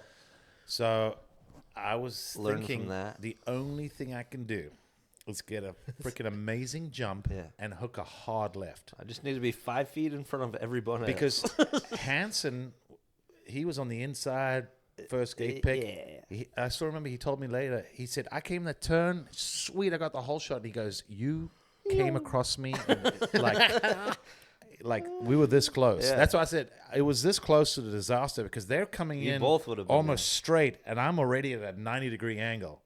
So as they're braking, I literally chopped all their noses off. Yeah. And pulled, as Carl said, maybe arguably one of the best hole shots I've had in my career. And it was a tough thing to do what you did, and you said you were going to do it before you did it, and you did it exactly you said it was going to be done. I'm noticing We'll see if we could pull it up. Like, we'll see if we can find it on the clip. There's a theme here. This dude says he's going to do stuff, and then he does it. it. He's 100%. For 100%. Yeah. Well, he does what he says he's going to do. You know, if you say something, you don't do it, you're arrogant, cocky, you know, you just lose talking. credibility. But if you say you're going to do something and it gets done, and I think, because my dad would tell me sometimes, don't be afraid to tell people your goals or your dreams. He goes, because once you've said it, you feel deep down the need to prove yourself right. Yeah. And so when there were times I felt almost like I had to convince myself I could do it, and that was one of those moments. And it was big, like Kyle said. In fact, there were big whoops that night, and Millsaps was the best through there. But because I got the whole shot and he had a mediocre start, even when he got into second, he started catching me a little bit, but I'd built up like a 8-10 second lead or whatever it was. And that was a pivotal moment, because had things not gone that way, we went to the last race and there was like 4 points covering me, Hansen, and Millsaps. Like, well, maybe it was a few more, but 3 of us had a chance to win the title. But that win had given me just enough cushion. I didn't have to win the last race. Yeah. The other guys did. And, I was able to get honestly, I rode like shit. I think I got too conservative and tight and nervous, but I got 4th, but enough to win the title. Did what he said he's going to do. Yeah, I wanted to win the title. That was the goal. And then, because that was the East Coast, even though I was living in California, I did East Coast to give myself time to be ready. Because I still remember saying to Mitch in the offseason, I'm like, I'm doing West next year. And Mitch always had this thing, I tell all my guys, everyone plan to be ready for A1, and we'll make a decision right before then. And I'm like, no, I'm doing West Coast. And he goes, we'll wait and see what happens. And we're at the test track, and I still remember, like Villapoto broke his collarbone, and Ben Townley broke his femur, and this guy got hurt. And I'm like, Mitch, you literally have one healthy guy. And for a change, it's me. I'm pretty sure I'm going to be doing the West Coast. And he's like, oh, yeah, you're doing West. Because my thing was I won the East, and there's no national 250 Supercross title. So I won the East. I'm the kind of person, I want to go win the West. So back to back, baby. And then East West. You did outdoors those years too, right? No, wait. Let me talk about this outdoor shit. Let me talk about this outdoor shit. This is after you won the East title. Come outdoors. You know what you're thinking. I'm gonna fucking win this title, right? Like that's definitely your thought. Oh yeah. First moto, you win. Well, this is Hangtown, right? Yeah, Hangtown. Yeah, get the win, right? Hangtown Classic. And then second moto, you have some stupid little fall after you pass Alessi. Dude, I remember it. I was by the podium, and I remember watching you, and I'm like, dude, he's sitting there, like, cleaning his glove off and, like, shit like that. I'm like, dude, come on. Okay, and then, like, by the end of the race, dude. Just so dude, this knows was the truth. I came out of a rut, and I got clipped by someone, and the front wheel went from underneath me. And one of the weirdest things I've ever had, but you know how you lock wire your grips? Yeah. Well, obviously, it was just a little piece underneath. Well, when the bike came from underneath me, it was an opening lap crash, everyone going everywhere. Someone hit me.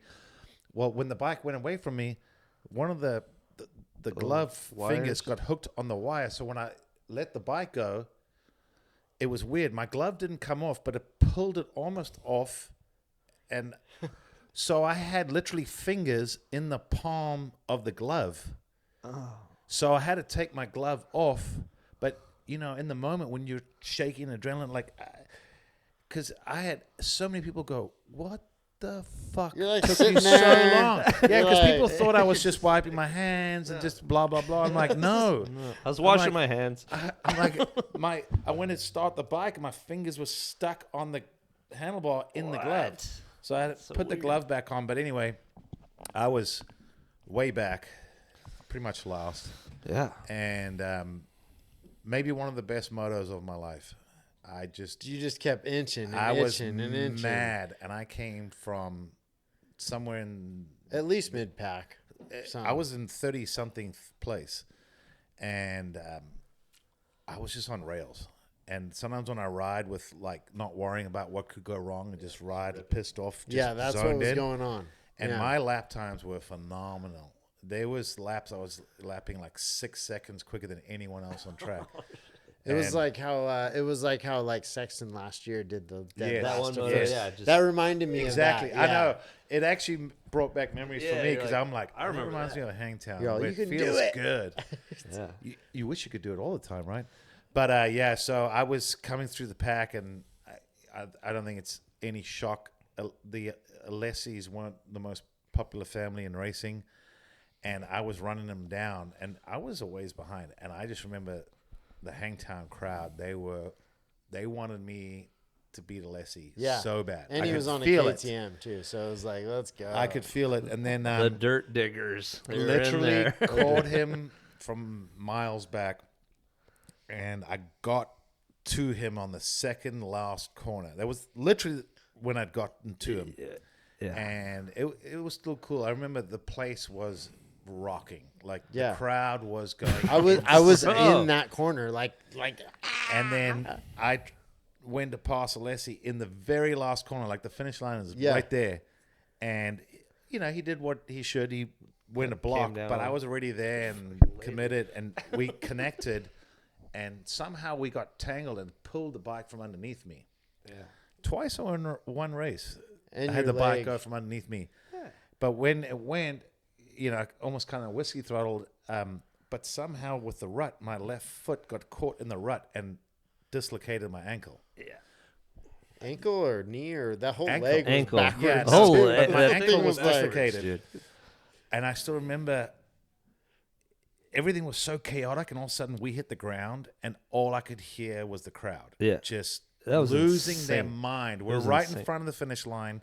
Third place is way back. 30 seconds. Yeah. And it felt like slow motion, but I remember I went and I stood up, and all of a sudden I'm like, oh shit, fuck. something's not good. And thank God the bike didn't stall. It was still because I running. would have never been able to got it going. Because you went across the thing, your leg was backwards. yeah. So I pulled the clutch up. It's backwards. Well, I'm I like, went to go get on the bike, so I went to throw my right leg over. Well, I'm standing on the ankle bone, inside ankle bone, and I still remember I had to put all my weight in the right leg, and I hopped onto the bike and slipped the clutch. I think I was still in third or yeah, whatever. And you went across. And I still remember as I went up the finish line, the place just lost their Insane. mind. And One of I the remember I was best like, races. yeah. And then I looked down, I went, fuck. And my mechanic comes running. I'm like, careful, careful, careful. He looks down. He's like, oh, shit. We need a medic. So it was this mix of emotion. Like, everyone's like, dude, you won. I'm like, yeah, my foot's fucked. Yeah. And you would have got the overall even if you would have got second. Yeah. Yeah. Well, That's how hardcore it was. But- It was like, Who cares about all that? But it's round one. You're not thinking about points. It was just, I was on rails that day. And trying to win. And yeah. you know, in hindsight, if I could do things over, I kind of wish I would have settled for second and not right, dislocated because my you ankle. probably would have because got that title. Yeah, I would have been 05 national champion. for sure. For Yeah, sure. for sure. But because of that, missed the next race, and then I was playing catch up. But I was the fastest guy. But one thing I've realized, the fastest guy doesn't always win. Like in 03, 01, I was the fastest guy. I didn't win. 03, I wasn't the fastest guy. It was James, but I won the title. Yeah.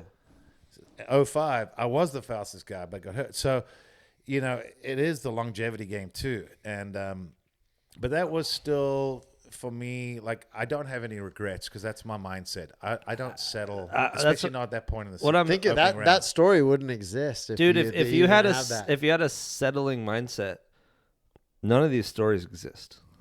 So that your thing that was like you were gnarly, you went for it, first practice fast, like that.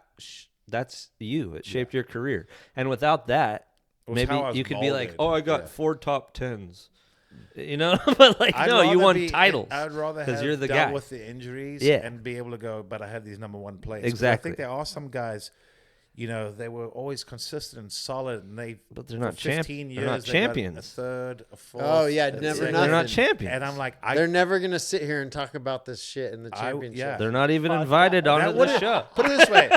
After all the shit I've been through and all the injuries, if I wasn't able to look at some plastic number 1 plates, fucking plastic. I'd be pissed. Yeah, you know? At least now I can go, okay, well, you have a sick collection. It was for that, you know. Yeah. And speaking of that, so then you get through this outdoor season, you come back West Coast, 06. click off another championship, West Coast. Easier Supercross or title. harder? Yeah, which one was more grueling? Easier, right? Easier. West Coast, easier in the SoCal. sense of I'm getting used to. I now know the team now. But one thing that did change, I don't know if you remember, but 05 was a steel frame. It was 06 was aluminum. And that new bike was sick. Okay, well, in the very beginning. But you got to build. So what happened was at the end of the outdoors, because like I said, I was injured, missed rounds, and come to the final race, I had just been eliminated because I was like 52 points behind Tedesco, and there's only 50 points at a race. So Kawi had said, hey, this would be our dream. I remember that. Ivan wins the title, but GL wins the race on our new aluminum frame bike. That's their dream. So Kawi said, hey, would you ride the new bike? I'm like, sure. So we do some testing. And I remember I said to Bones, I'm like, I don't know what it is about this bike, but I feel like I'm holding on so tight. I'm getting bad arm pump. So on like a Wednesday or Thursday before Glen Helen, I said, hey, I don't want to ride it. And he's like, you're that's riding not really it. That's not the dream. That's not the dream. You know, all the big wigs are going to be there. Like, basically, this is the plan. How crazy is that? And in all honesty, I struggled at Glen Helen that day. I never felt 100% comfortable on the bike. And I was almost a little bit pissed that I was forced to ride it. Had to ride that bike, yeah. But I did win. I went 1-1. Yeah. And me and Alessi got into the one moto, and that's when he jumped on Tedesco's bike. That was crazy. Oh, my God. Yeah. But that was wild. I still remember afterwards, I felt like a bitter loser. But I remember Ivan Tedesco's dad offering me an Ivan Tedesco championship shirt. And I'm like, oh, no. And I'm like, I probably shouldn't have said it like that. But he was just, you know, happy dad. And I was like, man, I probably came across as a real salty bastard on that one. But I remember they were all celebrating, and I remember sitting there, and I was like, and some people were like, dude, why are you so bummed? You just won. I'm like, I should have been the champion. Should have won the title. Like, you know, but again, Ivan scored more points than everyone. Kudos to him. I never degrade anyone. Even like when some people would say to Brown, oh, you got lucky because Langston's wheel broke. Ivan Tedesco won the national championship? Yeah, through consistency. Holy shit. Yeah. He did what he really did. It's an old saying, you got to be in it to win it. He was there every race, Dude, he got a lot of fifths and fourths. Yeah, but really he scored did. top fives, I think, almost every It's just moto. not something that like pops into my brain. So then, fast forward it another couple years, and you win the outdoor title on the Yamaha 450 outdoor title. So and the last, it was the last. I want to say it was the last 3 races, 3 or 4, because I was still at Monster at this time, and we were able to lock up a Monster deal with you like 3 races before the end, and then you went from an M2R helmet to a Bell helmet, and I think you went from, I don't know what goggles, but from something to Spy, and I was also doing the Spy thing. Dude showed up at Glen Helen. It was, everything was different. With all new you looked head to toe. Badass, head to dude. toe. Monster Spy, I'm like, the bonuses for this one race have to be sick. He's about to win the championship, dude. MSR, awesome. Bell, Spy, Alpine Star. Yeah. Yeah. And then how did you M2R was going out of business. Dude, I talked to you about that a long time ago. I was using Utopia goggles. Oh, that yeah. Well, not at the But last like one. you Yeah. tried to hang in with M2R. I was a part owner in the yeah, company. and they couldn't pay you though, right? Something like that. I feel bad because I think the owner was trying to grow, and then that was the beginning of the recession. You were loyal though to that company. Yeah. I remember, but it just didn't work out. I consider myself a loyal person. You treat me good and you have a good product or whatever. Yeah. I'll have someone else that reminds me of that is like Jeremy. I've always He seen has he's been always good at that. For how big a deal he is. I've always looked and gone, dude, you could have left them and gone and made more here. You Like could've- Spy, for instance. but he's been very loyal, Yeah. and I do respect that. And because I think it reminds me a little bit of me. It's not chasing everything, but the reality is things. M2R was. It just didn't work out. I mean, Yeah. at that point they were Yeah. going out of business, but they were out of business. Dude, you had a sick helmet with like zebra stripes Uh-huh. and shit on it. No, we did some cool stuff at Yeah. M2R, and Tony, he's an Australian guy, but. But the Bell helmet It with was really Monster good. on it that you won the championship Bell in, Monster, I thought that MS was a little that was a little MSR. cool. It was It badass. was a brand new kit head to toe for the title Yeah. weekend. Bleached hair and the whole Bleached deal. hair. Uh-huh. I'll carry that Lonnie checkered de- flag Lonnie all the hooked way you to the up. podium. I was Yeah. just talking to Lonnie the other night, Yeah. actually. So, yeah, because I remember I had to redo it. I'm like, oh, my scalp's burning. Why do people do this? This is horrible. Have a Coors Light. Yeah. Chill out. But yeah, so obviously, riding for Mitch was awesome. We built a bond, a friendship, all that stuff, and Mitch even said, you know, my goal is for you to win for me, and then I want to see you move on to a factory team and make lots of money and get what you deserve. Like, because I remember when I signed with Yamaha, Keith McCarty, he called Mitch and was like, you know, I can see results and paper and all that, but he's like, what's Langston like? Like, Keith McCarty's What's he cool. bringing to the table? yeah, Yeah. Is he a prima donna? Is he, you know? And Mitch told Keith, sign him, trust me. And Yamaha offered me a lot of money because Kawasaki tried to keep me. The only problem with Kawasaki's deal was it was pretty much, you'll be the number 2 to James Stewart. I'm like, fuck that. Like, did you guys see Southwick No that one way. moto? There is no Fucked him way I'm going to sign a deal Yeah, no. where I'm someone else's bitch for the season. No. I was like, no way. No fucking way. ain't no I'm number like, I want to two. beat him, and basically the contract, I forget the wording, but it Yeah. basically You're like, alluded the Said to- don't the do it. contracts Like, if- hold if me you- back. Yeah. Yeah, and I was like, no. You're like, I have 4 plastic #1 plates. Worth at least $10 each. $10 a piece. But at least at Yamaha, you know, because Yamaha had the L&M team with Reed and Ramsey and them. But Yeah. basically with Yamaha, their offer was, here's all the money we can give you. Sorry about that. Sorry. in the bush. And it wasn't even like you're the number 1 guy. Like, you are the guy. You're the guy. I was the only guy on the There's not factory another Yamaha guy. 450. Yeah. Yeah, 'Cause I I'll still take remember that. It was Josh Hill and Brock Hepler in the 250s. Yeah. So I was their guy. And I signed with them. I'd never ridden the Yamaha 450 ever. Because I still remember after signing the contract, I'm like, I hope this bike's good. I don't remember Supercross. Must be decent. Like, Supercross that year. I don't remember. So I got 4th at A1. Okay. And then, but I wasn't happy with the bike, to be honest. Like, I was struggling. The Yamaha was very stiff and rigid. And they had gone down a road more with Chad and his style, and we just ride different. And they had like aluminum frame, like perimeter. Yep. Kind of aluminum frame. Yeah. Yeah. Different. It was just a very rigid bike Yeah. in general. And I guess maybe because I was molded around KTM that flexed a lot, like I just didn't feel comfortable on the bike. chromoly. So I missed some of the Supercrosses because we were testing and we had a gearbox failure that caused me to break my collarbone and collapse a lung and break ribs. Ugh. And I came back and I got another couple 4ths at the very end of the season, which sucks because you don't even get on the podium. Yeah, There's no of course. bonus. No one remembers who got 4th. No one remembers who got 2nd or 3rd. even Yeah, third. You Yeah. get 4th. People are like, did you race it? Oh, yeah, I fucking got 4th. Did you qualify? Yeah, yeah. I didn't even notice. Like, no one cares. But obviously the focus was on outdoors. I think Yamaha obviously knew, like, that's his strength. And and we were working on things, and it wasn't going very good.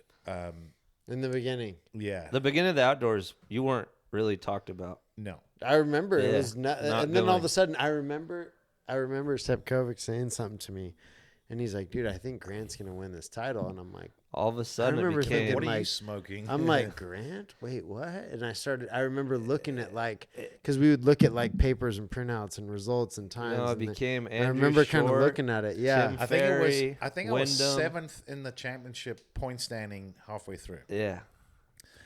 and I had, whatever you want to call it, a meltdown, a temper tantrum, whatever, in Colorado, and the reason was I was already frustrated with the bike. Like with Mitch and Pro Circuit, if I said this is a big problem, like they got it fixed, or they try to fix it, right? Yamaha was very corporate. They're like, well, we're gonna have a meeting, and then another meeting, and then da da da da. And I'm like, you guys are driving me nuts. Yeah. And I even said, you're paying me a lot of money, but I hate the bike right now. And so in Lakewood, Colorado, I remember I said to the guys, hey, there's a weekend off before Colorado, and they do a club race up there. I'm like, why don't we go up so we can do testing? Because I said, I remember last year when I was riding for Mitch, 250 class, I would watch the 450 motos, and I'm like, I saw Chad Reed really struggle. Like the bike didn't run, like the fuel was boiling. They had all kinds of issues. We've done a bunch of testing. Everything's sorted out. Don't worry about it. Like, no, we're not going. Okay. We go to Colorado. The bike barely runs. I mean, for Yamaha's standpoint, I feel like saying they should have been embarrassed. It was that bad. And literally the bike spluttered and barely ran the entire weekend. So second moto, I get back to the truck and I snapped. And I just fucking let Jimmy Perry, the team manager, and anyone that was involved, I let them have it. Told them, I probably said some things that I didn't really want to say, but I called people fucking idiots and don't deserve their job and, useless. And I called Keith McCarty, and I was still just fuming. And I still remember I said, I regret signing with Yamaha. Oh. And it just went quiet. And then I replayed that in my head. I'm like, oh, I shouldn't have said that. Yeah. And I said, hey, Keith, I'm sorry. I didn't mean to say that. No, sorry. Keith said, sorry to hear that. And I said, I take that back. I didn't mean that. I'm just really frustrated right now. And he's like, what do you want? And I go, I got a fucking laundry list. And he goes, can you be at my office Monday morning? I said, trust me, I'll fucking be there. Yeah. And I went in and guns are blazing, and he's like, all right, I'll break corporate rules and do whatever I have to make you happy. And then things started clicking. And then Yamaha were coming out with a new chassis for 08 that was designed for more flex and things like that. Yeah. And Keith's like, hey, would you want to test the new 08 bike? It's supposed to be better. And I'm like, yeah.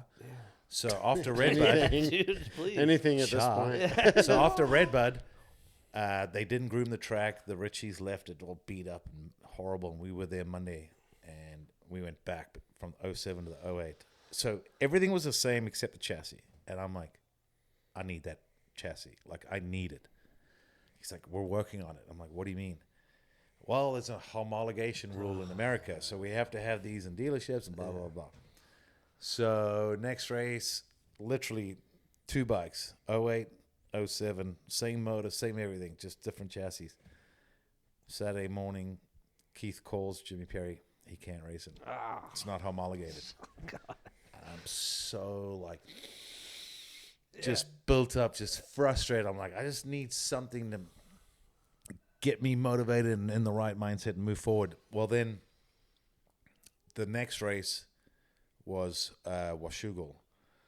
And that was when Kevin Wyndham this is when things started waving happening at the crowd on the white flag lap. And what the reason I bring that up is He thought he won. I came from a bad start. First moto got fourth, but I won the second moto. That's when Stewart blew his knee out. Yeah. Because that was Ricky's. Once that happened. So at the beginning of the season everyone was just, the battles between Ricky and James. Yeah. Dude, I was back there having my own battle. Trust me, with myself and my team. Yeah. And then obviously Ricky was part-time. And then at Washougal, James was trying to run me down second moto and blows his knee out. Yeah. And the only reason I knew something happened is I came around the next lap and I actually saw my uncle holding his bike because he's got this blue shirt next to green. And I see James and I'm like, oh, shit. He's injured. He's out. Because James at that point was the clear favorite. Yeah. So anyway, I think I win the race because I went 4-1. But the problem was Wyndham was smiling and waving on the. He thought the white flag was the checkered flag. Yeah. He lets Tim Ferry by, and Red Dog went like 3-2 and got the overall. So I thought I'd won my first 450 Pro Motocross. Oh shit! Only to get to the podium, they're like, "You didn't win." I'm like, "Oh, son of a bitch!" But anyway, I was like, "You know what? I won a moto. I won my first moto." Yeah. Like, I'm bummed I didn't get the overall But you won a because of the moto. technicality. But I'm the kind of person who believes like shouldn't rely on Kevin Wyndham not making a mistake. If you go 1-1, it doesn't matter what anyone else does, right? But I went 4-1. But anyway, that was like the light. And then all of a sudden, I'm looking at the points. I was 6th in points. Yeah. Ricky had just retired, and I was still behind him. Oh shit! You're gonna catch him in a few weeks. And I'm like, okay, so there's James. He's out. Injured. And at this point, no one knew if it was serious or not. Yeah. Like, So James and Ricky. So it's James. Out. Ricky's done. Even though I think he was still ahead of me in points. You're going to get him eventually. And then it was like Ferry, Wyndham, Short, Alessi. Or either way, they were ahead of me. 4. Yeah, they were all ahead of you. And so then all of a sudden, that was when the last 3 rounds happened. Because after Washougal, there's always that 2-week weekends off when they do Loretta's and all that. So I had a lot of time to sit, and I'm looking at results, and I'm doing math, and I'm going, basically saying to myself, so you're saying there's a chance. You're saying there's a chance. What's all that 1 in a million stuff? That's how it felt. Yeah. But I was looking, going, there is a chance. There is one. There is a chance. It's highly unlikely, but I have a chance. Yeah. And this is the creme de la creme. You know, this is the biggest out of those motocross series in the world at the highest level. And you're like, I've with the stuck in biggest it to this names. point. Yeah. And I'm like, it's been so bad, but I have a chance. out of you 5 guys, obviously you took the bull by the horns in that situation. They all kind of fell off at their own natural disasters, and you just kept going. You guys keep talking. Yeah, but those other 4 guys, they all figured out how to mess it up, and you just kept on being consistent. It felt like you're just right there. I think one thing that I have had, and I don't know if it's something that is just a natural instinct or gets instilled or pushed into you, but when the pressure was on, it felt like, I know a lot of people crumble under pressure. Yeah. It almost felt to me You that needed it. if I had the weight of the world on my shoulders was when I could rise and ride my best. Well, you're a multi-time champion, so that's obviously a part of your DNA is rise to the occasion. Well, so when I'm looking at the point standings, I'm like, okay, James might be out as an out. So if he doesn't score points, I'll get him. Just the next guy. Then I'm like, Alessi, not a national champion. Later. Andrew Short, not a national champion. Later. Kevin Wyndham, not a national champion. So you knew. Timmy Ferry, not a national champion. Grant Langston, world and national champion. Who's going to win this battle? So Me.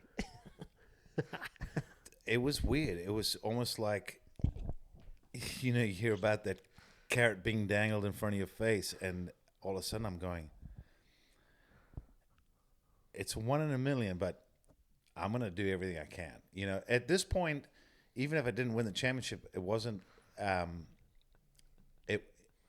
yeah, looking back now, yeah, it would suck. But yeah, because I didn't know I was going to have cancer the following year and not be able to continue. But at that moment, I'm like, I have a very, very long shot at this.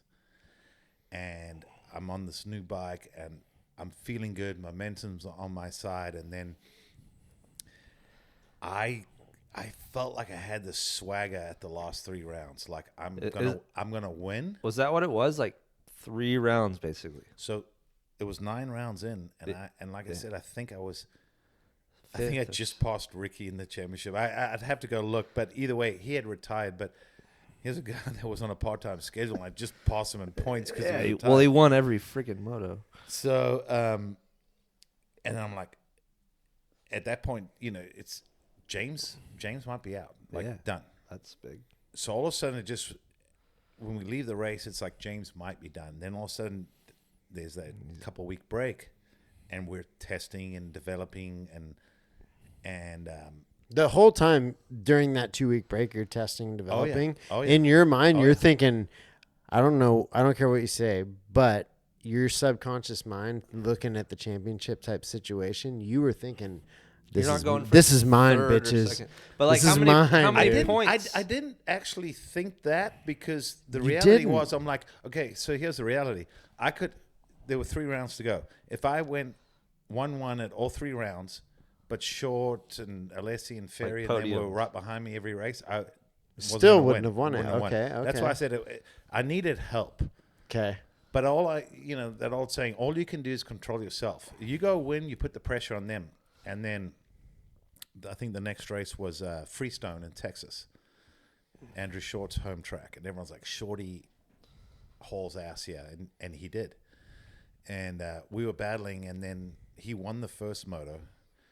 And I'm like, that's not good. It's not good for the championship. But I'm like, so second moto, we're battling for the lead. And I think he passed me.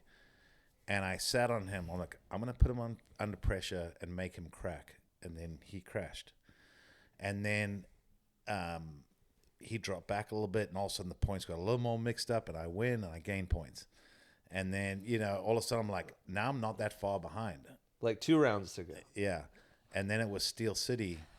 And it was the first time, actually Kevin Windham got really mad at me because we touched midair. Oh. And I had a chat with him afterwards. He's like, dude, you're freaking reckless, out of control. I'm like, reckless? Bro, calm down. Like, we're both going for the win. He's right? like, you're like, I'm a world and national champion. So, sorry. I understand why he got a little bit bummed. We were battling, and it's hard to explain, but it got a little cross-rutted. Oh, like coming down like a sec. Yes. Dude, you guys almost both went down. I went off his shoulder, and I get it. Yeah. It's probably scared him. It scared me. But it wasn't something you tried to do because you could have got broken. And that's off why I tried to so explain to K-Dub. I'm like, dude, you really think I'm going to try and... It was like a triple down a hill, off camber. Yep. I remember you guys bounced off each other. And I'm like, exactly. They both could have got hurt.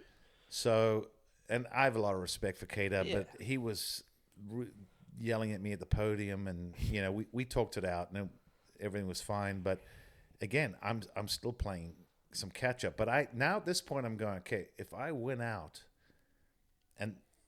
this guy doesn't go 2-2-2-2, and this guy up. I'm like, it's going to change things. And between those guys, when they knew they could win the title, they became sporadic. They falls and this and that, and won Steel City, and then went to Glen Helen with a couple points lead. And you own Glen Helen, and journalists were coming. Are you concerned? Remember in 01 what happened? And I'm like, yeah, but it's not 01. Different bike, different brand, different everything. Yeah. And my mechanic at the time, Dino Dan.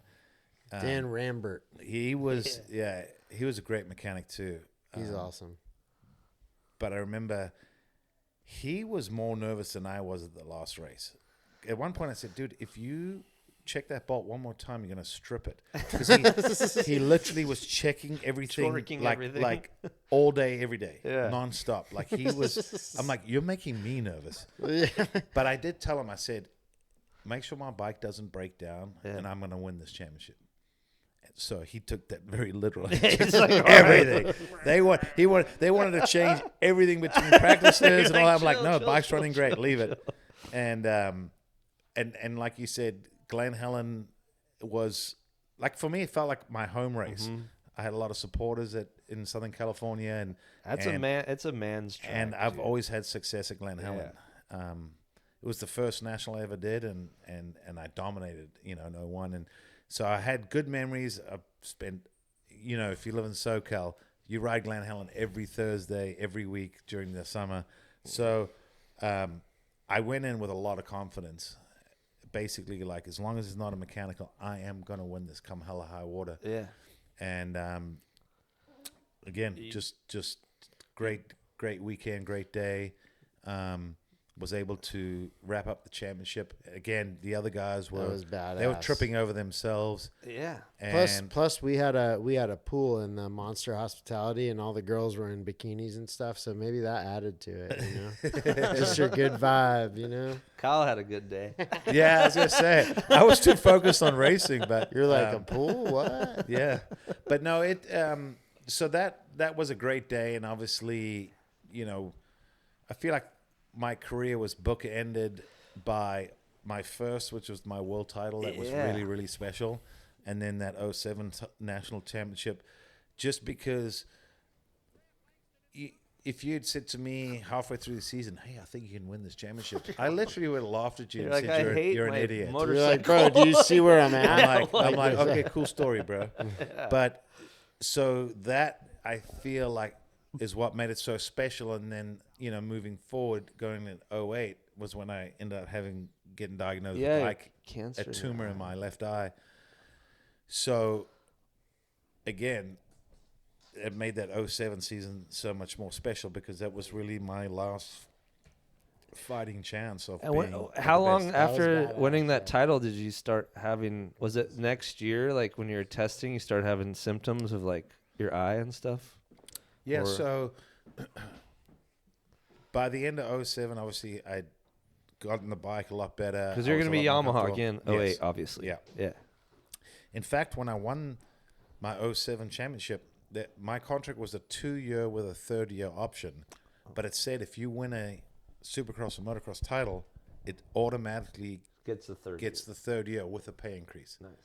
So I had already locked that in. So I was making really good money at the time too. And then obviously the eye cancer thing happened, and it sucked because the bike was good. I was feeling confident. I was fit. I mean, back then it was before Monster Cup, but it was the U.S. Open. Yeah. And I won the U.S. Open. Oh, dude, wait, no, let's talk about that. The U.S. Open. Bro, I love that US because, Open.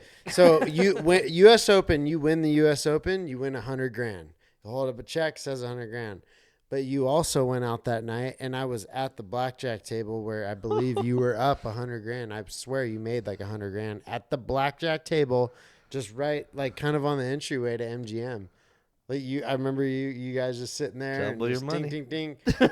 I remember in the last couple hands, I think you lost 15 or 20, and then you pulled it out. But it was like still, you went 100 for the win, and then 100 at the blackjack table, right? Yeah, Somewhere right there. I didn't drink much, as an athlete, but it's Vegas, end of the season. I won the U.S. Open, so I was pretty hammered, to be honest. But I was on a good one, just jonesed up, pumped. You were tipping the lady $1,000 a hand. Yeah. So I tipped out a lot that night. Yeah. But at one point, I still remember Scott Sipkovic. Oh. Yeah. He walked past the table, and this is at like 7 a.m. Oh, yeah. It was morning time. He was getting ready to get on a flight, and he sees me, and he's like, "What are you doing?" I'm like, "Ah!" Typical. I'm taking their money. And he walks up, and he's like, "How much do you have?" I'm like, "I don't know. I couldn't even count." And he took half. He's of it. like, "Great." He goes, "What did you start with?" And I said, $5,000. He's like, "Dude, you have like $130,000." Yeah. on You the were table. up big, dude. And It was awesome. I remember that. He's like, "Hey, maybe you should leave." Just I'm like, leave. "Maybe you should leave." And he did. He left. He did. He went to the front counter, and he called my room. Oh, and he cashed you And out. my wife answered the phone, and he said, "Hey, Chelsea, you need to get Grant out of the casino. Like, he's Now. barely coherent. He's up a lot of money. He's going to lose it. Like, get him out of there. So at the time, I was married back then, and my wife came down, and she's like, we need to go. And I'm like, You I ain't need to fucking leaving. She's like, our flight takes off in like 2 hours. I said, I'm going to get my own private jet and take me home. Anyway, I was removed from my earlobe. Oh, no. Well, she was there, and I bet max on all the boxes, and I think I lost like 15 grand right in front of her, and she was just like, yeah, like right at the end. Right at the end. She's like pulling him away as he's losing just that much. Yeah. So I left. I left with 90 grand. That's not bad. Close to the 100 win. So you had a good night, a good win, a good purse money, a good blackjack table. It was a good awesome night. Things were rolling, and then Things were rolling. Yeah. going to 08, I felt good. Like, even the test track, felt like Even the at year the test before. track. Well, the year before, I felt like Chad just had the edge on me in Supercross, with lap times, and he could, just felt like he was just half a step ahead of me. And then at the end of 07, like testing and stuff, we were very even, and a lot of times I was actually a little quicker than him. So I felt really good going at 08. And the first race was really muddy at Anaheim, and I really struggled. I struggled so bad, but I still should have been on the podium. And I ended up fourth, and I was like just frustrated because I'm like, I was better than that. And then the next week was when I started having issues with my eye, and didn't know it at the time that it was a little more severe than I would have thought. But turned out I had a melanoma tumor in the eye, and went through radiation and a bunch of different treatments, and unfortunately that was pretty much the end of my career. I tried to come back. Well, actually, I tried to come back in 09. I was still doing some testing and riding with Yamaha. Riding for and then you even, I think you rode for the J-Law team. Yeah, and then in minute. 2010, Yeah. because of the J-Law recession, Yamaha ended up pulling out their direct factory team. Yeah. So when I was coming back, they did what they could for me, and they said, we'll help you as much as we can, but basically we don't have a team. AMPM Monster J-Law. Yeah. Yeah. And it was different because now all of a sudden it's the Not whole full, J-Law yeah. vibe and everything. It was just, there were different fans in the lines, and it was just way less corporate, as you can imagine. But for me, it was just a little frustrating in the sense that I never felt the same. Yeah. Like I think I tried to convince myself that my eye was okay, but it's blurry. It's not remember- that good. And I was Yeah. crashing, and then I had a couple scares where, sometimes as a pro athlete, at least in motocross, you crash, you get hurt, you can go back and watch and go, Oh, that's what what went wrong. This happened. But there were crashes where I'm like, I don't even know. I don't know what went wrong or what I did or what happened. And that's when I realized I couldn't see the fine detail, which is critical in racing. Ruts, rocks, bumps, holes, it's critical. And so, even though I raced in 2010, I'm glad I tried, so I have no regrets, but it just felt like things had changed. Like, I didn't feel the same Grant Langston, and I didn't have the support, and I didn't, racing wasn't motivational or exciting anymore. Yeah. And you had an issue to deal with. Yeah. and then also too, my parents who've kind of always pushed and motivated me, they were the ones that were like, you might, it's and your probably kids just time. checked out. Yeah. Like, we're worried about your health and safety. And I think that resonated, and deep down I knew that was the case, It's hard to let it go. but it's hard. And then obviously I had to let it go, and I wasn't planning on retirement and having it end that way, but I didn't really have a choice. Sometimes not everything can go as according to plan, right? Yeah. And so it did suck to feel like I walked away. It felt like unfinished business, if that makes sense for me. Yeah, but you did it was finish. it was reality, and Yeah. and it took a while to really digest that and go, it is what it is. Because even when I was kind of forced to retire, I felt like I had a lot more winning in me, if that makes Yeah, sense. I think you did. So I remember being around. So it felt like I was being cheated, and maybe it's the ego and everything else, but it was really hard to take in just to go, hey, for once in your life, you got to give up. You got to give it up. Like, let it go. Or move on, not give up. But, like, look at the opportunities you took in your career. Would you rather have a 22-year career where you're top 10, or you have your 5 titles and all your awesome experiences? You did the title thing good. And do it Zulu Warrior style. Yeah. You know what I mean? Well, Like, when you're an athlete and you're a little bit greedy and all that, it's like I wanted more than 5. You know, Yeah. like that's the mindset. Like that's 5 you more almost than start so feeling many like people you deserved it, and you always realize in life you deserve what you get.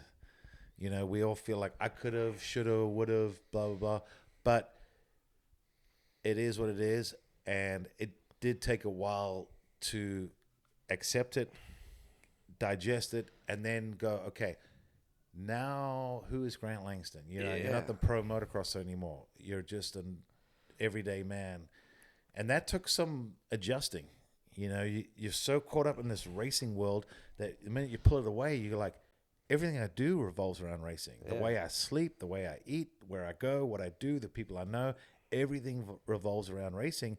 So when you take that away, I remember waking up and going, I feel completely useless. I got to go grocery shopping. And like, no one's what going do to I ask for my do? autograph. I never really cared for the fame. It was more just, for me, it was just, there was always a focus. The everyday lifestyle. And now you wake up, you know, people are like, oh, at least you don't have to, don't have to worry about making your mortgage. And I'm like, I know, but you're not getting what I'm getting at. Like, I feel useless, and I'm not used to this. So, like, I've always had a purpose and a drive and a vision, and now I'm going, what now? Well, now you own multiple businesses. So you own the Benny's Subs in Marietta. My little sister used to work there growing up. That place is legendary. If you guys have not been to Benny's Subs in Marietta, best sandwiches you've ever had. Those things are good, dude. It's all about that bread, dude. That's that bread. secret So bread. Well, as I tell people, I can't take credit for how it was set up. Yeah. But when Benny and his wife wanted to retire, You're like, oh, man. he tried to convince me to buy it, and I still thought, I don't know anything about the food industry. Like, this is going on a limb. Yeah. And then there was a part of me that goes, you know what? I need to prove to myself that I can do something that doesn't involve dirt bikes. Like, need to do something different. And I was selfish going, I like this shop. I don't want someone to come in and screw it up. these sandwiches. So I'm like, and Great he liked the fact that I didn't want to change the name, the menu. I'm like, I'll just keep it rolling. You're not going to Like, call it what GL you've Subs. Yeah, exactly. I said, what you've established, you've done good. You've made a staple in our hometown. Yeah. I just want to keep the legacy going. Yeah, which is it's what really I tried. good. And I think that's worked out well. And even after I took over, business picked up. You know, a lot of the industry people come in because we're right by a lot of the teams and riders and all that. Yeah. So there's a lot of dudes that enjoy it. And That's cool. I would say it was probably a bit more of a passion project. But even before I was done racing, we'd already started Langston Motorsports. And that was growing and evolving. And then when I was done racing, I got more into that corporate world, of just day-to-day stuff and trying to steer it. Langston Motorsports is right off the freeway on your way to like Paris Raceway, right? Yeah, we're Paris. It actually used to be Sun City. Sun City, yeah. Which kind of dissolved, I guess. Yeah.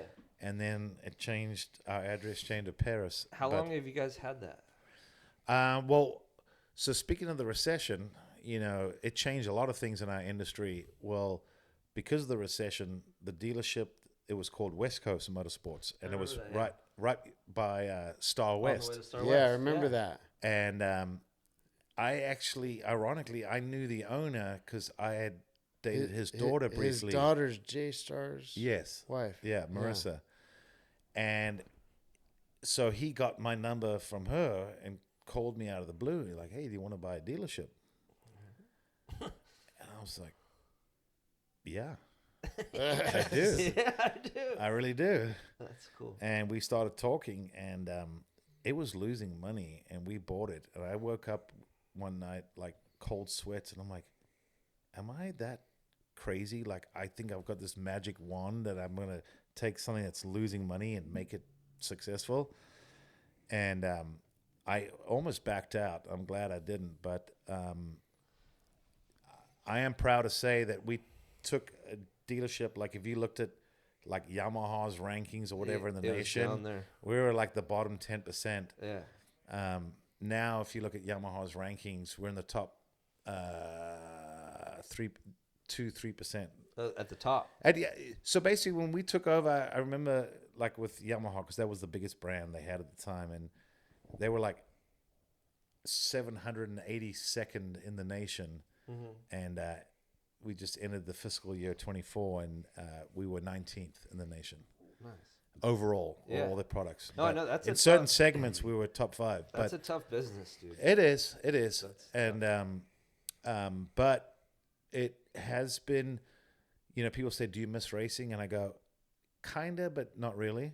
You know, I had my moment. I'm too old, fat, drink too much, lazy, whatever. Like you could never put yourself back there. Happy to go back. But I enjoyed trying to take on the corporate world. You know, like how can I take this and make it the champion? You know. Yeah. And so you know, the cool thing is Benny's was already established, and it's food and. People have to eat. You know, you don't need a dirt bike, but you need to eat. You know, so they are different in some ways, but your mindset, your direction, your thought, everything's similar, right? Yeah. It's how you want to see it done, and so it's nice to have the family dealership because my family sacrificed everything for my racing. Is your dad running it mostly, the dealership? I do now. Oh, he did for a long time. I remember at the beginning he was like the face of it. It seemed like. So now, you know, it's nice that my parents, who were broke because of my racing as a kid, are now financially stable. And, you know, even though family businesses can cause stress and that, I feel like saying, we've been through racing and everything. There's enough stress and drama there so the corporate world for us was just an extension of the racing world, you know? Yeah. And we've been able to make it work. So it's cool. You know, my Uncle Andrew, he ended up leaving KTM. Is Whitney there too? So my sister does the DMV stuff. My mom's the accountant. And Whitney, your sister, is Jade Dungy's husband. So Ryan Dungy is my brother-in-law. And we got both inducted in the Hall of Fame the same year. Oh, yeah. I actually saw a picture of that. Your sister's really cool. I like it. It's small world sometimes, but yeah. So we did the family business. My sister actually I brought her in as a partner with Benny, so she does all the accounting, bill pay, payroll, everything on the back end. Check this out. I bought a bike from Langston Motorsports. A dirt bike? A Kawasaki 450. It was actually the second one I think I bought from there. And you might remember the day. It was a Spy ride day. I was working for Spy at the time, Moto team manager still. Oh, I know where this is going. You and I were having a great... pretty nuts. Yeah. You and I were having a great morning. We were out on the track. I think we were like the first two out there, and the track was perfectly groomed. And I remember we're just floating around the track with you, like, you know, obviously just not a high intensity pace, but just doing all the jumps and having fun. And then I kind of like dragged my back brake a little too much. My motor shut off over that big double in the back. Well, if I remember, you hadn't gone all the way over it. I think you were jumping on top or something. And I think you said, hey, I want to follow you off this jump. Because I remember you asked me, like, can I, like, track you? And I was like, yeah. I'm like, it's almost wide open. Like, you come wide open, you can roll off briefly and then gas it. You didn't roll off. There was something weird about it, but I think my motor open. Let off. Blame the motor. No, but the motor shut off. I remember because I was like in the air going, dude, I'm fucked right now. I'm gonna get hurt so bad. Well, you were behind me, so all I remember is I land, and as I land, I turn around, and you're just full grenade cartwheeling towards me, and I'm like, oh shit.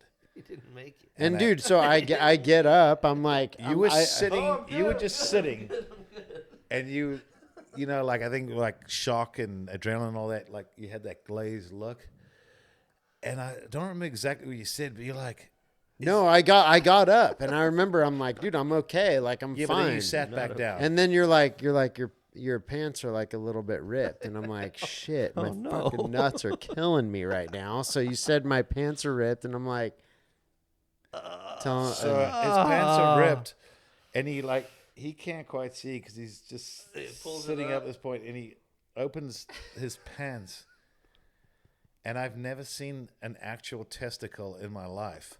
I've seen ball bags, but I've never seen Not inside. the raw internals of a man's ball bag. like flesh balls. And I just remember looking, and I was like devastated. Like, oh, that's so bad. Your internals are hanging out. My whole balls. And I was screaming for medics because I was more paranoid than you were. You're like, I need it. You were pretty chill. I was just like, this guy's losing his manhood as we sit here. And thankfully, you just needed to have that thing stitched up. But Yeah.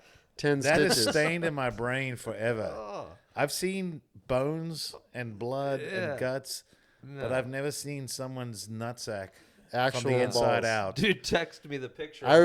I remember I'm like, that's my actual balls. It's your ball. Balls But you know out, what bro. was kind of interesting, at least, was I'm like, they look kind of like you think they would look, right? Yeah. They almost look like eyeballs attached, but with no actual Yeah. pupil. You know, it's just the ball. Yeah, so I remember the ambulance showed up, and I'm like sitting there in the back of the ambulance, like just legs, like, oh yeah, let me make sure you get that morphine in there. And then this other dude that was a spy guy, because it was a spy ride day, Stevie Bell, he's a snowboard dude from Utah, I believe, up there, and I just watch him just eat shit right in front of me. I'm like, he's going. He's going with us. Yeah. He's going with us. And they brought him back over, and he had a broken wrist. He's like, and he got in the ambulance with me, and the both of us went to Palomar Medical Center, and sack. yeah.